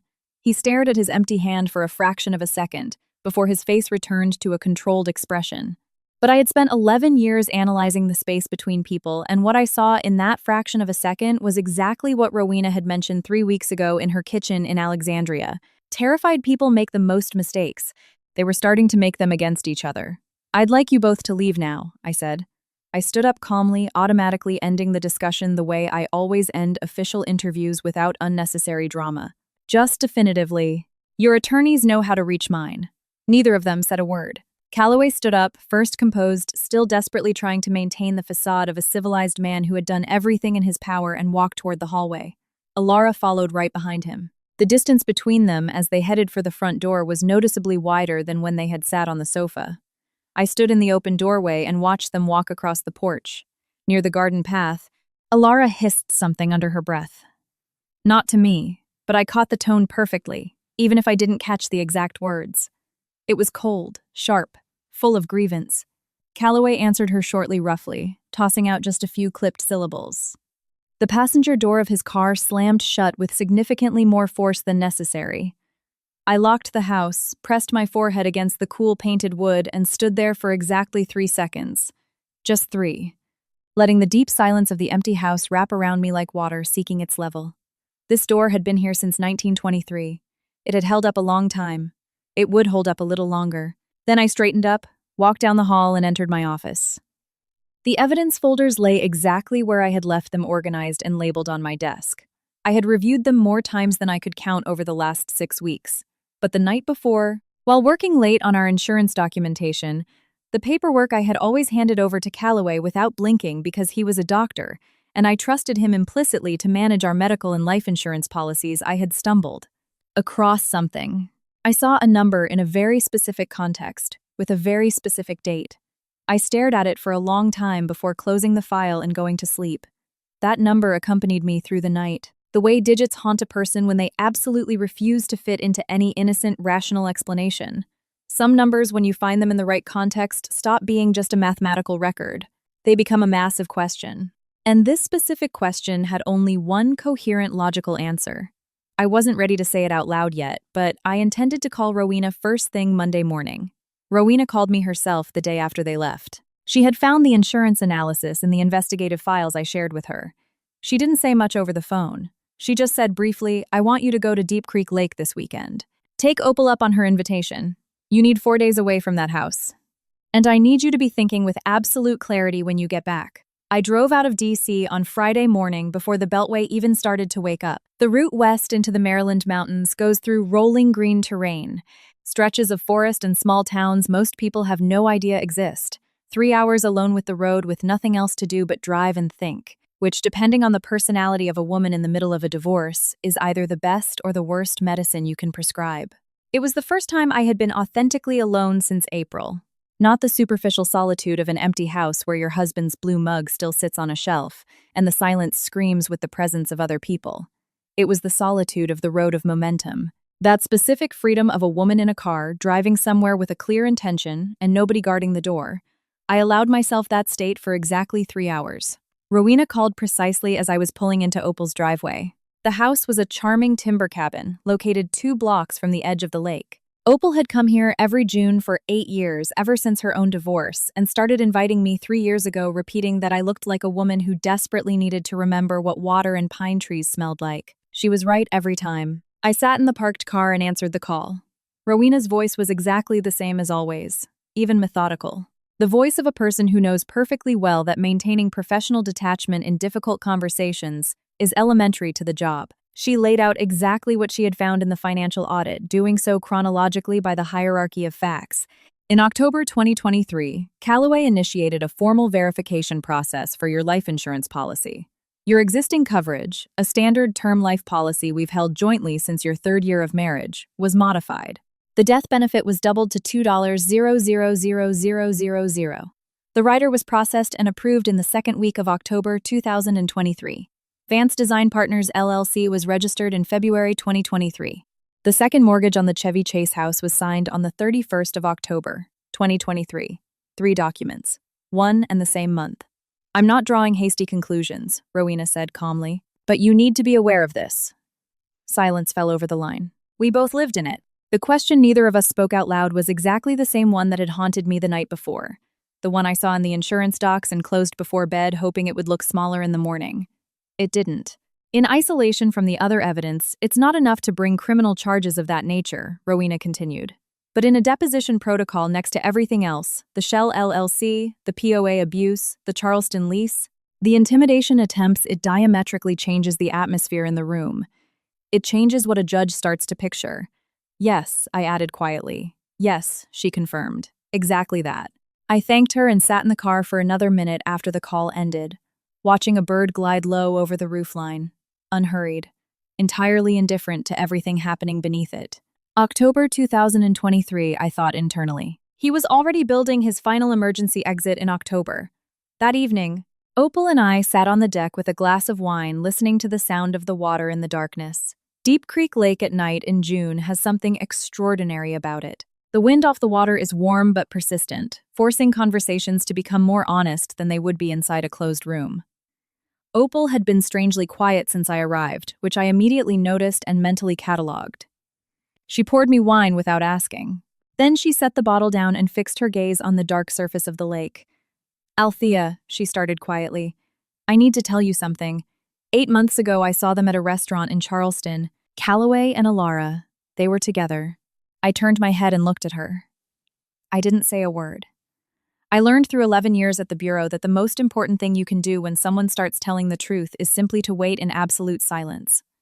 I told myself I wasn't sure what I was seeing, she continued nervously, turning the wine glass by the stem. They were just eating dinner right. I kept telling myself it wasn't my business, that you were happy. And then 3 days later, Alara called me. She described it very carefully in a manner characteristic of people who had replayed a scene in their heads countless times. Alara didn't threaten her. Nothing like that.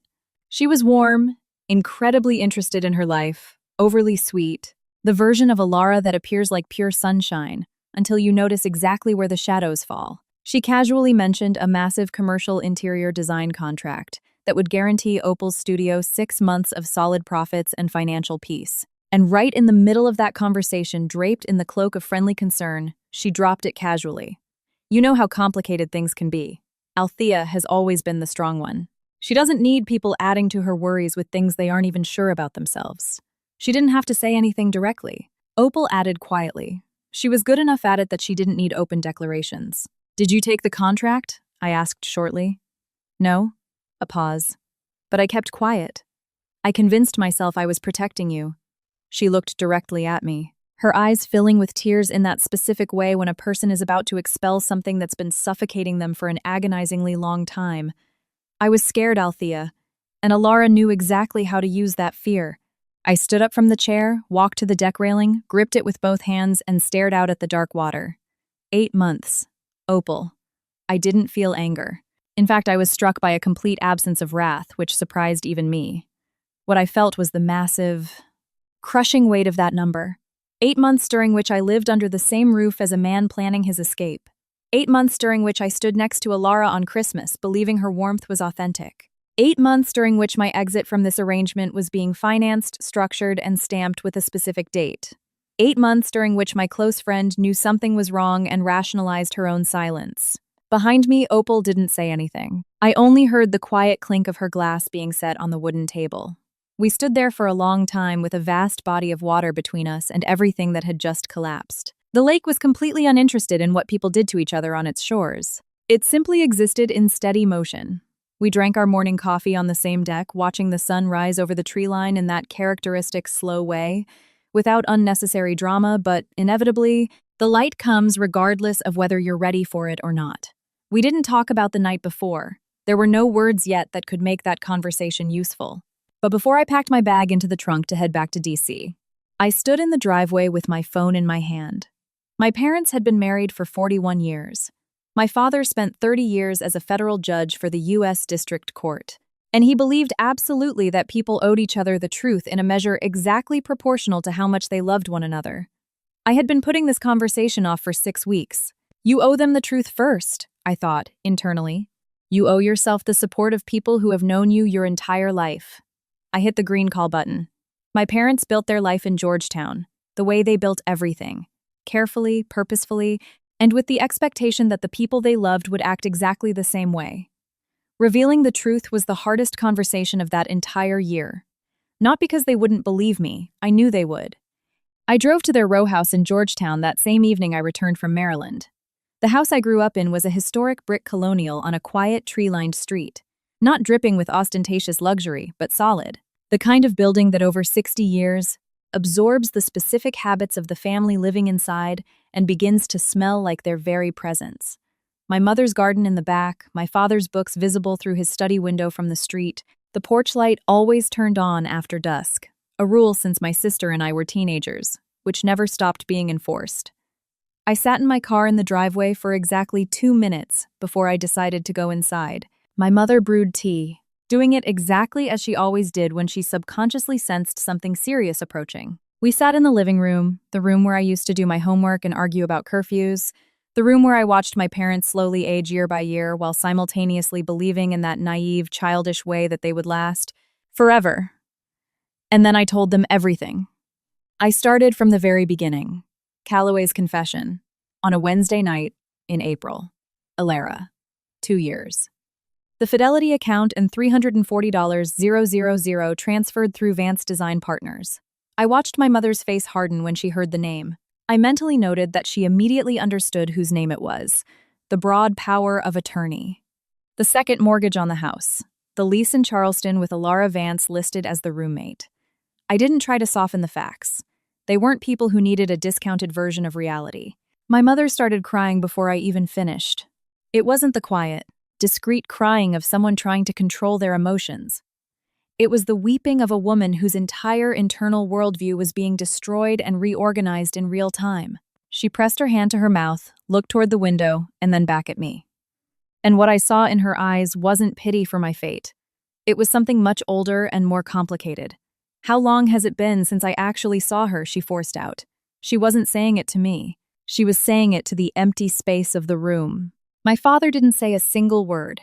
He sat in his wingback chair with that specific, absolute stillness of a man who had spent 30 years on the federal bench listening to the worst things people can do to one another. A man who learned that the first reaction to something monstrous and true should simply be full acceptance of the fact. His face betrayed absolutely nothing. His hands rested motionless on the armrests. When I finished speaking, he simply stood up and picked up his smartphone from the side table. "Alara," he said curtly when she answered. His voice sounded nothing like the tone he used during Sunday dinners, holidays, or Thatcher's birthdays. It was the other voice. I had heard it exactly once in my life when I was 17 and lied to him about something important. A voice you never forget. "Come to the house this week. We need to speak in person." She arrived on Tuesday. I wasn't there. My father asked me not to show up, which I took as both a form of protection and a tactical strategy. He called me that evening and recounted the entire meeting, and I reconstructed the scene in my head based on his words and what I knew perfectly well from Alara's playbook. She arrived in her soft version, the one that starts with profound remorse only to seamlessly transition a second later into building context. That it was all terribly complicated. That it happened gradually. That Calloway pursued the contact. That these things are never black and white. It was the same technique that had worked flawlessly in one way or another since she was 9, wriggling out of any situation by making the adult believe it was too nuanced for simple moral judgments. My father let her finish, and then he said shortly, "I am completely uninterested in who started it." He paused for a moment, and I could perfectly imagine the weight of that pause delivered secondhand. The heavy silence of a man who measured out seconds in a federal courtroom for 3 decades. He added, "I am interested in the fact that this man sat at my table every Christmas for 10 years. I am interested in the fact that he held Thatcher in his arms on the day that boy entered this family. I am interested in the fact that you knew about this for 2 years, and without blinking an eye, kept coming here. You let us love you while doing all of this behind our backs." My mother remained silent the entire time. She only stood up when Alara attempted to defend herself. In my entire life, I had seen my mother truly furious exactly twice. But this was something entirely different. This was the specific icy clarity that arrives when mourning ends and only pure facts remain on the battlefield. "You need to leave this house, Alara," my mother said shortly, "and do not come back until you understand what you did, not how it happened. Not what the circumstances were, but what you specifically did. You need to leave." Alara left. My father told me she didn't even try to argue. He mentioned that for the first time in his life, he saw her authentically terrified. And it wasn't fear of consequences or public humiliation. It was that specific dread of ultimately losing your roots, the realization that she had been seen right through by the people who had known her since her first seconds of life, and that by her own doing, she had become a complete stranger to them. He called me that evening at 9:00 p.m. His voice sounded much older and more fragile than it had that morning. Deep grief does that. It compresses years into hours when it falls upon a man who thought he had already seen absolutely everything in his courtroom. "Whatever you need from us," he said quietly. "Legal support, financial backing, regardless of the cost. We are here." I held the phone to my ear for a very long time after he hung up. The house was perfectly silent. The kids were asleep. Weston lay curled up at the foot of my bed, and outside the window the D.C. Jasmine was doing what it always did in June, smelling intense, heavy, and completely indifferent to human drama. Regardless of the cost, I thought to myself, we are here. I had no idea how desperately I needed to hear those words until they were spoken. Later that night, Opal sent me a screenshot. Alara had posted something on her social media profile. 3 sentences without naming any names.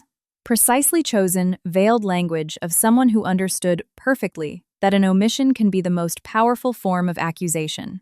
It was more than enough. Anyone running in our shared social circles and in Washington, D.C., those old professional and social networks can be incredibly tight and interwoven, knew exactly who and what those words were aimed at. I stared at the screen for a moment. Washington has a very long memory. It's a city of old families and even older loyalties, where the same names rotate on foundation boards, law firm, letterheads, and alumni lists, where people remember exactly what values your father represented because they watched him on the federal bench for 30 years. Judge Thaddeus Vance didn't have to say a single word publicly. Alara had just declared a reputational war against him on his own turf. In every story about betrayal and lies, there is always someone who watched the entire operation from the inside. Someone who had every reason to speak up, and simultaneously 1,000 reasons to maintain absolute silence. History usually forgets them. But sometimes, when the right moment comes, those people decide to remember they have a voice. Rowena called me at 8:47 a.m. on Tuesday, which was entirely uncharacteristic of her. She was a woman who planned every minute of her life a week in advance. "Come to the office immediately," she said shortly. "There's someone here you need to meet." She didn't explain anything else. In the 9 weeks of our intense collaboration, I had learned that Rowena Linwood says exactly as much as is absolutely required, and not a syllable more, which meant if she omitted details, the omission was entirely intentional. I arrived before 9:30 a.m. The woman sitting in Rowena's conference room was in her 50s and carried that specific, cold confidence of someone who has made an uncompromising decision and already made peace with its consequences. She wore her Walter Reed Medical Center ID badge on a lanyard tucked deep under her blazer lapel. She didn't flaunt it, but she didn't hide it either. It was simply there. In front of her on the table sat a massive, thick binder bristling with colored tabs. "This is Odelia Davenport," Rowena introduced her. "Senior Coordinator of Medical Administration at Walter Reed. 12 years on staff." Odelia looked at me with an entirely steady gaze. "I want to tell you what I know," she began calmly. "And then I want to hand over what I brought with me." I sat across from her. "I'm listening." She had worked in Calloway's ward for 7 of those 12 years. During that time, Calloway had completely passed her over for promotion to a higher coordination role 3 times. Once throwing out a vague excuse twice without any commentary at all, he undermined the accuracy of her medical documentation directly in front of other doctors doing it in that specific, perfidious way, designed not to correct errors but to publicly diminish her competence. In official HR reviews, he described her as resistant to feedback, which in a closed hospital environment is precise coding used to effectively sideline someone without providing a formal cause. She didn't file an official grievance with the board. Instead, she began meticulously documenting facts. "I knew about the calls," she said calmly. "Calloway used the hospital's internal VoIP digital phone system to contact your sister instead of using his own smartphone. Staff personal phones have to be locked in lockers during medical procedures, but the internal system at the nurse's station and in the doctor's lounge is always available. He used it with absolute regularity." She paused for a moment, then explained before I could ask. "Every call made from a hospital internal line to an external number is automatically logged and recorded by the central VoIP exchange. It's an absolute requirement for federal security protocols and medical facility management standards. The hospital cannot disable this registry, and no single doctor can overwrite or delete those logs. The call records are stored in the administrative database for a minimum of 7 years." She looked at me with total calm. "As the senior coordinator of the administrative division, I have full legal access to the telecommunications billing history under my supervisory purview. I knew where to look for a very long time. I was just waiting for the moment I had compiled enough material for it to be actually useful." She pushed the first section of documentation toward me. 43 calls over a 14-month period. Directly from Calloway's hospital extension to Alara's personal cell phone. Dates, times, exact durations.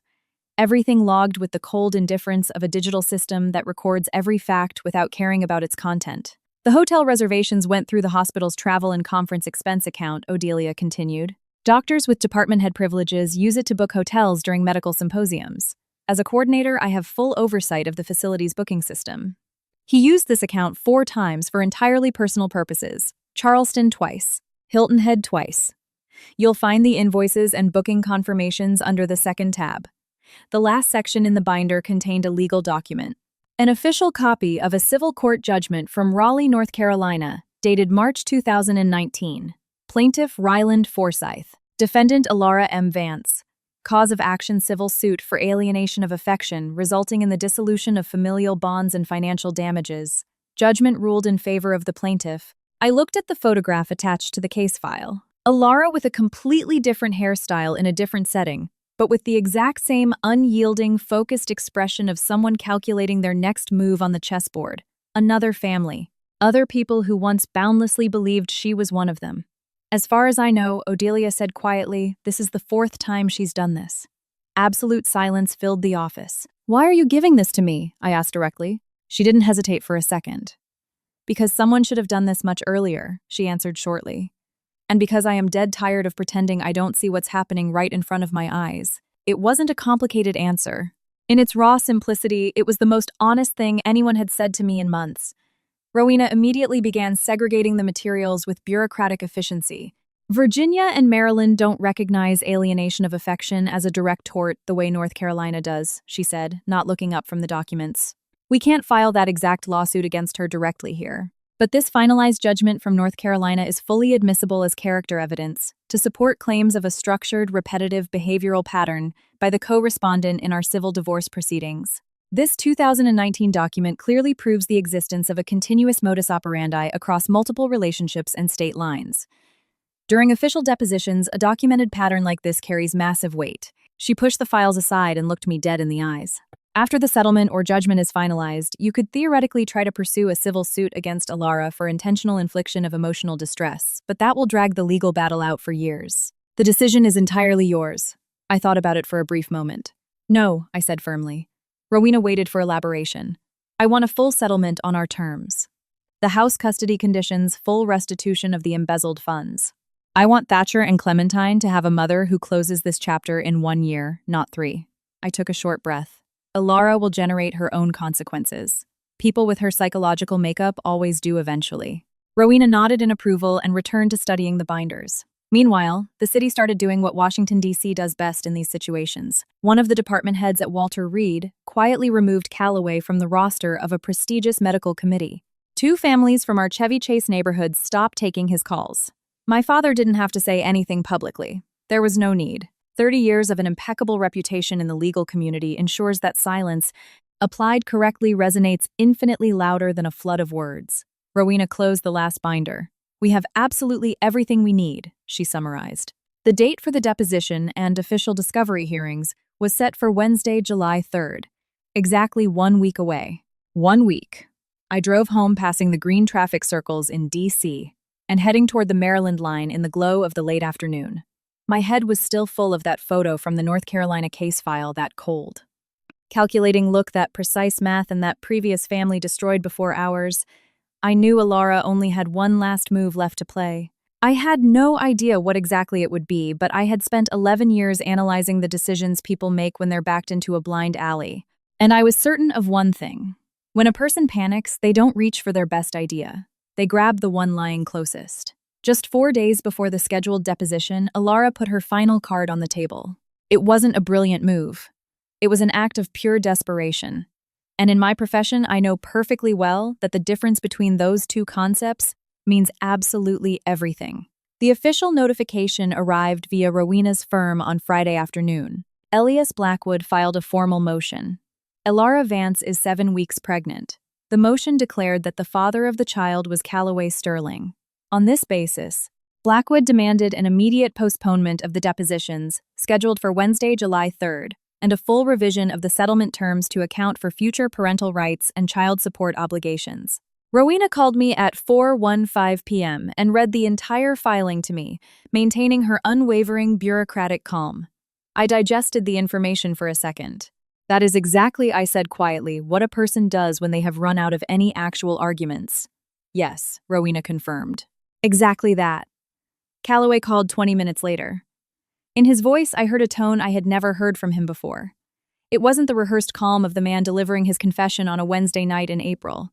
It wasn't the fake rationality of someone proposing amicable mediation over the phone in May. It was something entirely raw without any prepared script. I had no idea she was going to do this, he choked out.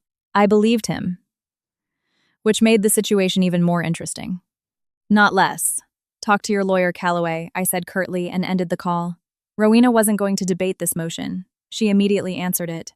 Within less than 48 hours, she filed a demand with the court for a mandatory, non-invasive prenatal paternity NIPP test, drawing fetal DNA from the mother's blood, a completely safe and clinically reliable procedure, available as early as the 7th week of pregnancy. Since Alara claimed to be 7 weeks along, the court could order the sample collection within the next 14 days without any detriment to the ongoing proceedings. Her brief was perfectly argued. She highlighted the fact that the issue of pregnancy had been introduced into an active divorce proceeding, where the division of marital assets and child custody were being actively disputed. Under Maryland family law, when the paternity of a child becomes critical to financial and custodial rulings, the court has full authority to order such evidence. She cited the relevant statutes. She referenced unified case law from the state Supreme Court. As Exhibit A, she attached Blackwood's own motion. Alara's response arrived 4 days later, via her attorney, and was full of arguments about the alleged health risks of early pregnancy stress, the right to privacy, and medical recommendations. It was the legal equivalent of a person tripping over their own shoelaces and spending half an hour explaining why they aren't actually lying on the ground. The judge analyzed both conflicting positions and issued an order exactly 10 days after Rowena's filing. All objections from the opposing side were overruled. The test was mandated by the court. A specific date was set at a certified clinical laboratory. Alara had no room left to maneuver. She had to show up. The results came in on a Thursday morning. Rowena called me directly at the bureau. I walked into the small conference room at the back of the bullpen, the one with frosted glass doors that signals to the entire floor that a conversation is strictly confidential. I closed the door and sat down.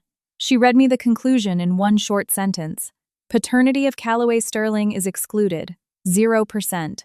I held the phone to my ear, staring at the frosted glass, and thought about the entire intricate architecture Alara had built around us.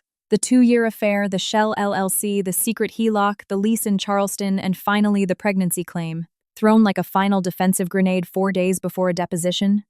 Every single one of those elements was supposed to give them an advantage and a negotiating position. And instead, step by step, each one became an irrefutable piece of evidence against them. She just handed us everything on a silver platter, Rowena summarized briefly. Whatever shred of credibility Blackwood had before walking into that deposition room just ceased to exist. His client introduced a falsified claim of paternity into official court records. You don't walk out of a courtroom from that position. What does Calloway know? I asked quietly. Blackwood gave him the documents this morning. From what I hear, the conversation was exceptionally short and brutal. I imagined Calloway receiving that information. The man who had embezzled $340,000 for this woman, forged a power of attorney for a second mortgage, planned an escape to South Carolina, and reduced 10 years of his marriage to ashes. And she, at the exact same time, somewhere between one meetup and another in their 2-year affair, had been sleeping with someone else entirely. I thought about what that realization does to the human psyche, how it completely demolishes a person's understanding of the story they thought they were starring in. I didn't feel satisfaction. A much deeper, colder peace washed over me. That specific stillness that arrives when a massive, complex equation finally zeroes out. That same month, Alara's design studio lost 2 more major commercial contracts in the DC and Maryland area. I didn't check how the information was circulating among people. Information in an environment connected by decades of shared interests, acquaintances, and professional ties doesn't need a specific sender. It travels on its own once you set it in motion. At Walter Reed, Calloway's colleagues didn't say anything directly to his face. There was no need. 11 years of working in investigative structures taught me that the most effective form of professional and social ostracism is the meetings you suddenly stop getting invited to. The hallway conversations that fall silent the second you cross the threshold of the break room. The seat on a committee that is handed to someone else without a word of explanation.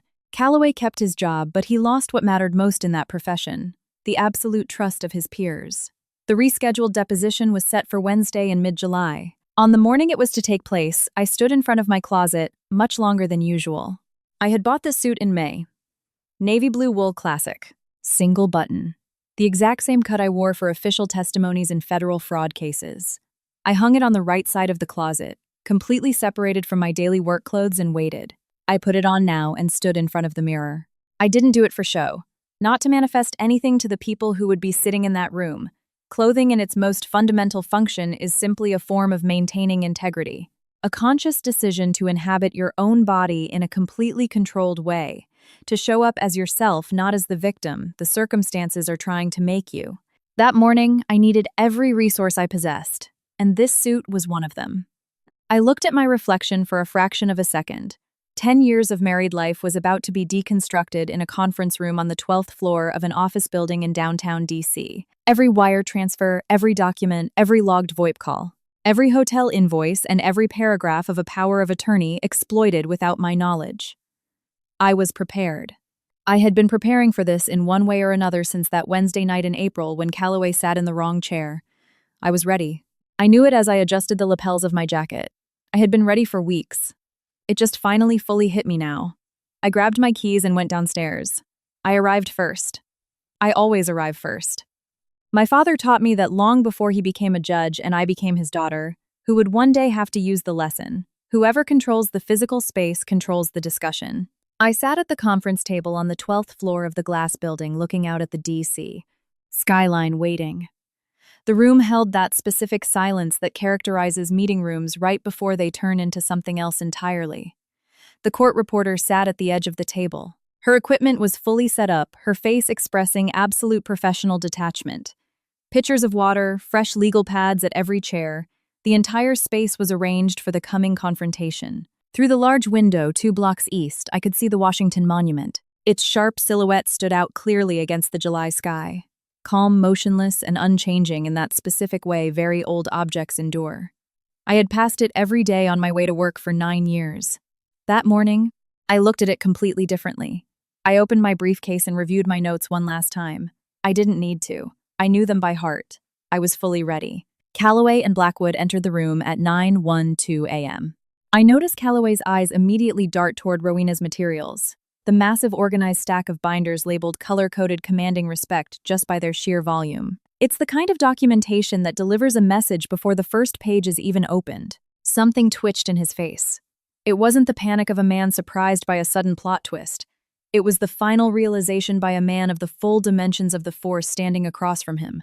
Blackwood, to his credit, didn't show a thing. He pulled his documents from his briefcase, arranged them on the table with routine efficiency, and opened the proceeding with the full professionalism of a former federal prosecutor who had seen many difficult rooms in his life. He raised the argument of implied marital consent. He argued that the fact I had voluntarily ceded household financial management to Calloway for years constituted a de facto standing authorization to execute operations on the Fidelity brokerage account. The language was careful, the argumentation clean. He built the best possible line of defense from the materials he had, and I gave him my professional respect by listening to his argument to the very end without a single interruption. Then Rowena opened the first binder. She moved through the tabs without the slightest rush.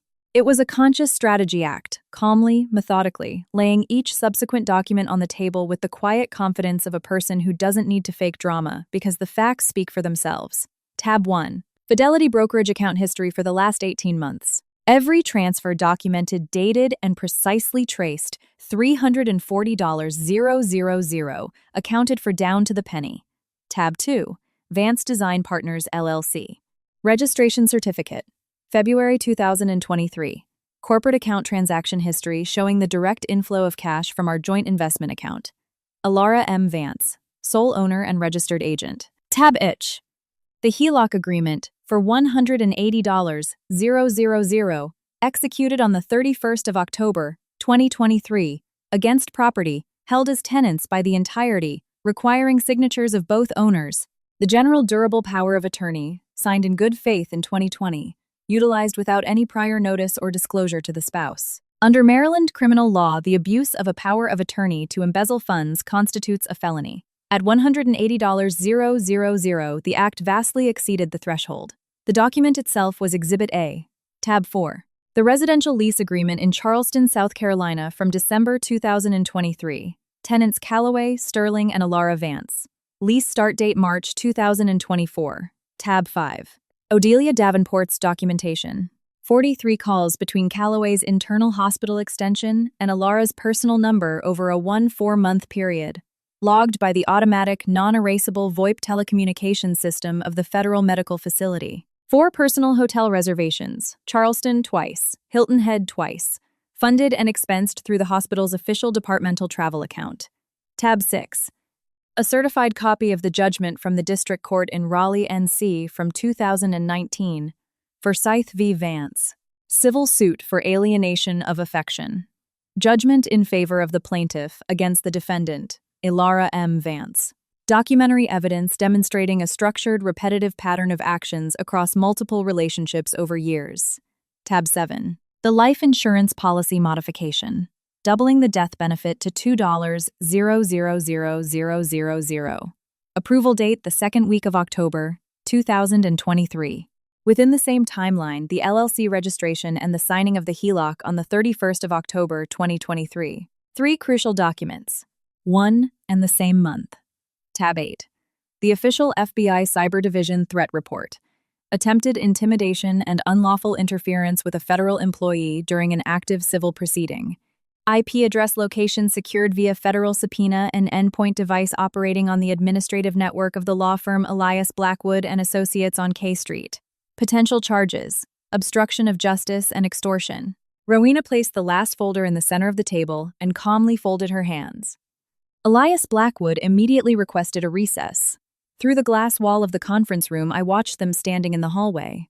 Blackwood was speaking quickly. His gestures were hard, economical. The classic body language of a professional actively managing a crisis he didn't cause but for which he is now entirely responsible before a judge. Callaway stood with his arms crossed over his chest, his eyes glued to the floor. The posture of a man whose entire internal reality was being brutally dismantled. They returned to the room after 7 minutes. Callaway looked directly at me, completely ignoring Rowena's presence. "This is exactly what you wanted," he said quietly. His voice was drained of any emotion. It sounded with that specific emptiness of a man who has run out of rehearsed roles and hit the absolute bottom of reality. "You wanted a reason to burn it all down." I looked at him for a moment. "You gave me every possible reason, Callaway," I answered calmly. "I simply used them." The court reporter's fingers tapped steadily on the keyboard.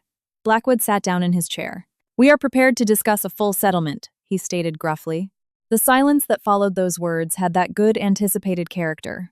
It meant that a certain horrific stage had just come to an end, and the terms of a new life were about to be definitively defined. The reporter logged the final exchange. Rowena leaned toward me and whispered very quietly, "He will give up everything." I looked out the window at the Washington Monument, unchangeably calm and pale against the July sky. I thought of our porch in Chevy Chase, of the garden Thatcher planted with me in the winter mud, of Clementine reaching for the syrup before her plate even touched the table. "Yes," I answered quietly. "He will." Settlement negotiations began that same afternoon. Blackwood opened his position and I listened, taking notes and not reacting in any way. Rowena replied briefly. The discussion in that room proceeded the way conversations always proceed when one side holds bulletproof evidence and the other faces massive criminal liability, precisely and strictly in one direction. There was one condition I absolutely refused to compromise on. It wasn't about the house, although I knew I was keeping it. It wasn't about the retirement accounts, though I was receiving half their value. It wasn't even about the exact restitution amount of the embezzled funds, though the sum of $520,000 was non-negotiable, and both sides knew it. The clause that mattered fundamentally to me concerned the 2 youngest people in this story. Whatever Blackwood put on the table, whatever concessions he presented as acts of good faith, that specific clause was untouchable.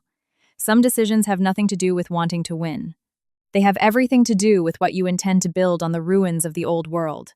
Settlement negotiations are completely devoid of drama. They are conducted slowly, methodically, in the harsh language of statutes and subclauses, not human emotions. And that is exactly how it should look.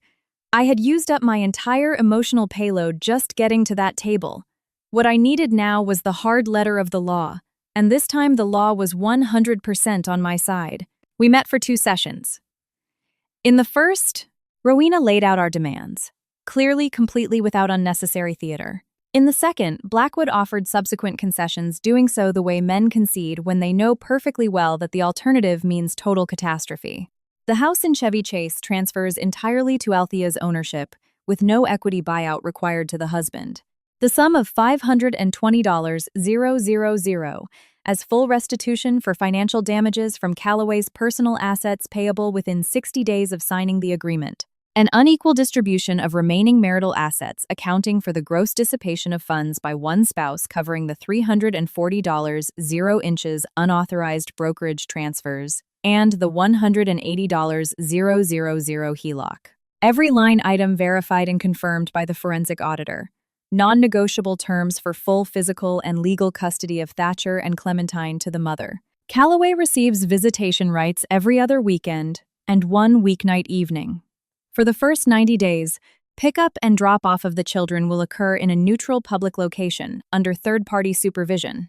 The general power of attorney is formally revoked with immediate and perpetual effect logged officially into the court records. And finally, that last clause, the one I carried in my heart since the night my son sat on the stairs and asked a question I couldn't give him a straight answer to. Elara Vance is not permitted to be present under any circumstances. At any location where Callaway is exercising his parenting time with the children.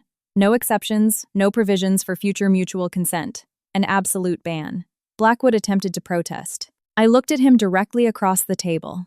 That clause stays, I said very quietly.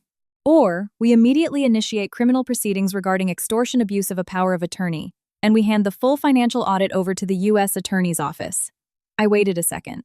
The computer from your firm's network is detailed under tab 8. I suspect your malpractice insurance provider will find that data incredibly fascinating. Blackwood was silent for a long moment, and then he initialed the subclause. I signed the final documents on a Thursday afternoon in mid-July. Rowena handed me the pen, the same black lacquer with the gold nib I had used for the petition 11 weeks earlier. For the culmination, she said quietly. Not for the end, but for the culmination. I signed my name in 4 places, perfectly identical every time. When I set the pen down on the table, the room filled with that specific silence that accompanies matters that have finally and definitively reached their conclusion. The consequences came in waves, just as real changes in life always do. In August, the administration at Walter Reed initiated an official internal disciplinary review regarding ethical violations by Callaway. Odelia Davenport's documentation. System VoIP logs. Hotel reservations. 7 years of quiet evidence gathering by a woman who knew where to look and patiently waited for her moment, formed the foundation of that investigation. Callaway was suspended from duty pending a full review. He never returned to the surgical rotation. In September, I packed up our house in Chevy Chase. I put Thatcher, Clementine, and Weston in the car and drove west toward Virginia, toward Great Falls. Our new house sat on a quiet cul-de-sac, right on the edge of the woods, with a yard sloping down toward the Potomac River. It was smaller than the Colonial in Maryland. 3 bedrooms, a sunroom, and a yard that required an enormous amount of work. Thatcher walked through every room twice before deciding on the bedroom with the large window looking directly into the tree line. He stood by it for a long time in total silence, which meant the decision was final. Clementine picked her room in under 45 seconds and immediately asked if she could paint the walls green. I agreed without hesitation. She chose a specific shade from 17 swatches, with the incredible focused certainty of a 7-year-old who knows exactly what she wants before she can even define it. We painted those walls on a Saturday at the end of September. My mother brought lunch in Tupperware containers.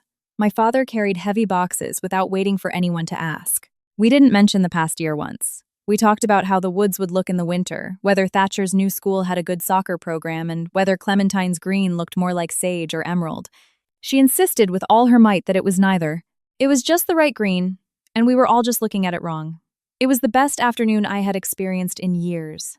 In November, Sack Silas Thorne called me into his office. He had supervised our section for 6 years, a methodical, incredibly fair man. The type of leader who observes how people behave under extreme pressure and logs those conclusions in his memory, waiting for the moment they can inform personnel decisions. I watched you this entire year, Althea, he said, calmly looking down at his desk. How you handled this crisis confirmed everything I knew about your stress tolerance and your operational discipline under pressure. He slid an official letter toward me. Promotion to Supervisory Senior Investigative Analyst effective, December 1st. Thank you, I said briefly. He nodded and returned to his files. I sat at my desk and looked at that letter for a long time before putting it in my bag. I earned that title through 11 years of grueling service at the Bureau. The past year didn't give it to me. This year merely proved to me, and clearly to my boss, what kind of material I am made of when every single safe illusion is ripped out of my life. In March of the following year, the Maryland Board of Physicians received an anonymous tip. It was exceptionally detailed precise. It contained specific incidents, dates, and descriptions of procedural violations, with the accuracy characteristic of someone who had personally participated in the described events. The digital footprint, when traced, led investigators to an IP registered in Charleston, South Carolina. Callaway's medical license was permanently and irrevocably revoked by the medical board. The ruling cited gross violations of medical ethics and the unauthorized exploitation of administrative facility privileges. Nobody in this story was surprised by where that tip actually came from: the woman who helped him build his emergency exit. The moment the money ran out, the escape plan collapsed and legal consequences came knocking on the door. She decided the entire catastrophe was exclusively his fault. People with Alara's psychological makeup always do that eventually. They are brilliant at escaping. They are infinitely worse at standing in the rubble they created themselves. It was a Thursday afternoon in March. I was sitting in our sunroom watching Thatcher and Clementine argue about the color of the river past the fence. He insisted it was blue. She swore it was green. The water, as it happened, wasn't either. It had that specific shade of the Potomac that changes entirely depending on the angle of the light, the time of day, and how thick the reeds are by the bank. I heard my son's rapid footsteps on the porch stairs before he even came into view. Mom, Thatcher said, clearly out of breath with the incredible seriousness of a child who is deemed an issue critical. Clementine says the water is green today, and I'm saying it's blue. Settle this. I looked at the river current for a moment. I think I answered quietly that it looks exactly like our water. He processed that answer with the same deep seriousness he brought to every sphere of his life. Then he spun on his heel and ran down the stairs to deliver my verdict to his sister. I drank my coffee, watching the light move across the surface of the water, and thought about the woman I was on that Wednesday evening in April, 11 months ago. The one who sat in Rowena's kitchen at 1:00 a.m. with a legal pad in her hand.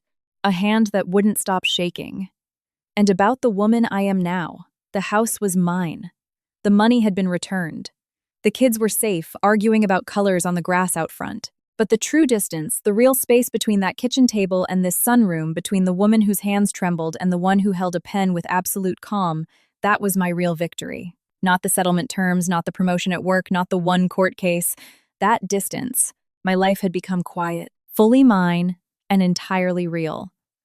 And that, as I had come to learn, means absolutely everything. People ask me sometimes what lesson I learned from this whole story. I learned that the most painful betrayal doesn't come from strangers. It comes from those who know exactly where you keep your boundless trust and decide to ruthlessly cash it in. I learned that God doesn't remove the storm from your life. He simply teaches you how to stand in the dead center of it until the squall passes. And when it finally does, you realize you were stronger than the rain beating against you the entire time. I learned too late, and in the worst possible way, that love without documentation is, in the dark hours, just a fleeting feeling. And feelings, unlike forensic accounting reports, hold no weight in a court of law. So my advice to you is simple. Don't be like me. Don't wait 18 months to look at your own bank accounts. Don't naively assume betrayal always wears a stranger's face. Never confuse someone's silence with loyalty. And under no circumstances should you ever sign a power of attorney that doesn't have a hard expiration date. Retaliation against my own family wasn't something I consciously planned. It was a reality that arrived on its own, calmly, methodically, exactly the way justice tends to arrive when you stop chasing it and simply start gathering hard evidence. People imagine revenge as something loud, full of dramatic gestures. It isn't. The most powerful thing I ever did was my complete refusal to make any spectacular moves. I simply refused to look away from the painful truth. What I discovered is that true retaliation doesn't taste like a triumphant victory. It tastes like a Thursday afternoon in March in your sunroom watching your kids argue about the color of the water, knowing the house is yours, the accounts are settled. And the people who tried to erase you from reality are now living dead center in the consequences they built with their own hands. That is exactly what true victory looks like. And if this story was meant to teach me one ultimate truth about betrayal, it's this. Your intelligence is not arrogance. Use it. Your absolute calm is not weakness. Keep it. If any part of this story resonated with you, if you've had to face betrayal within your own family, or found your own quiet way through a storm, write about it in the comments. Share this video with someone who might really need to hear these words tonight. And if you want to be here when the next story begins, subscribe to the channel. It's already waiting for you. Thank you for staying with me until the very end. It means much more to me than you can imagine. One final note. Some of the stories that will appear in the future will contain fictional elements introduced for educational and narrative purposes. If that isn't the type of content you're looking for, I completely understand with zero judgment. Choose what serves you best. But if you're staying, I'm genuinely glad you're here. Thank you for your time today. See you in the next story.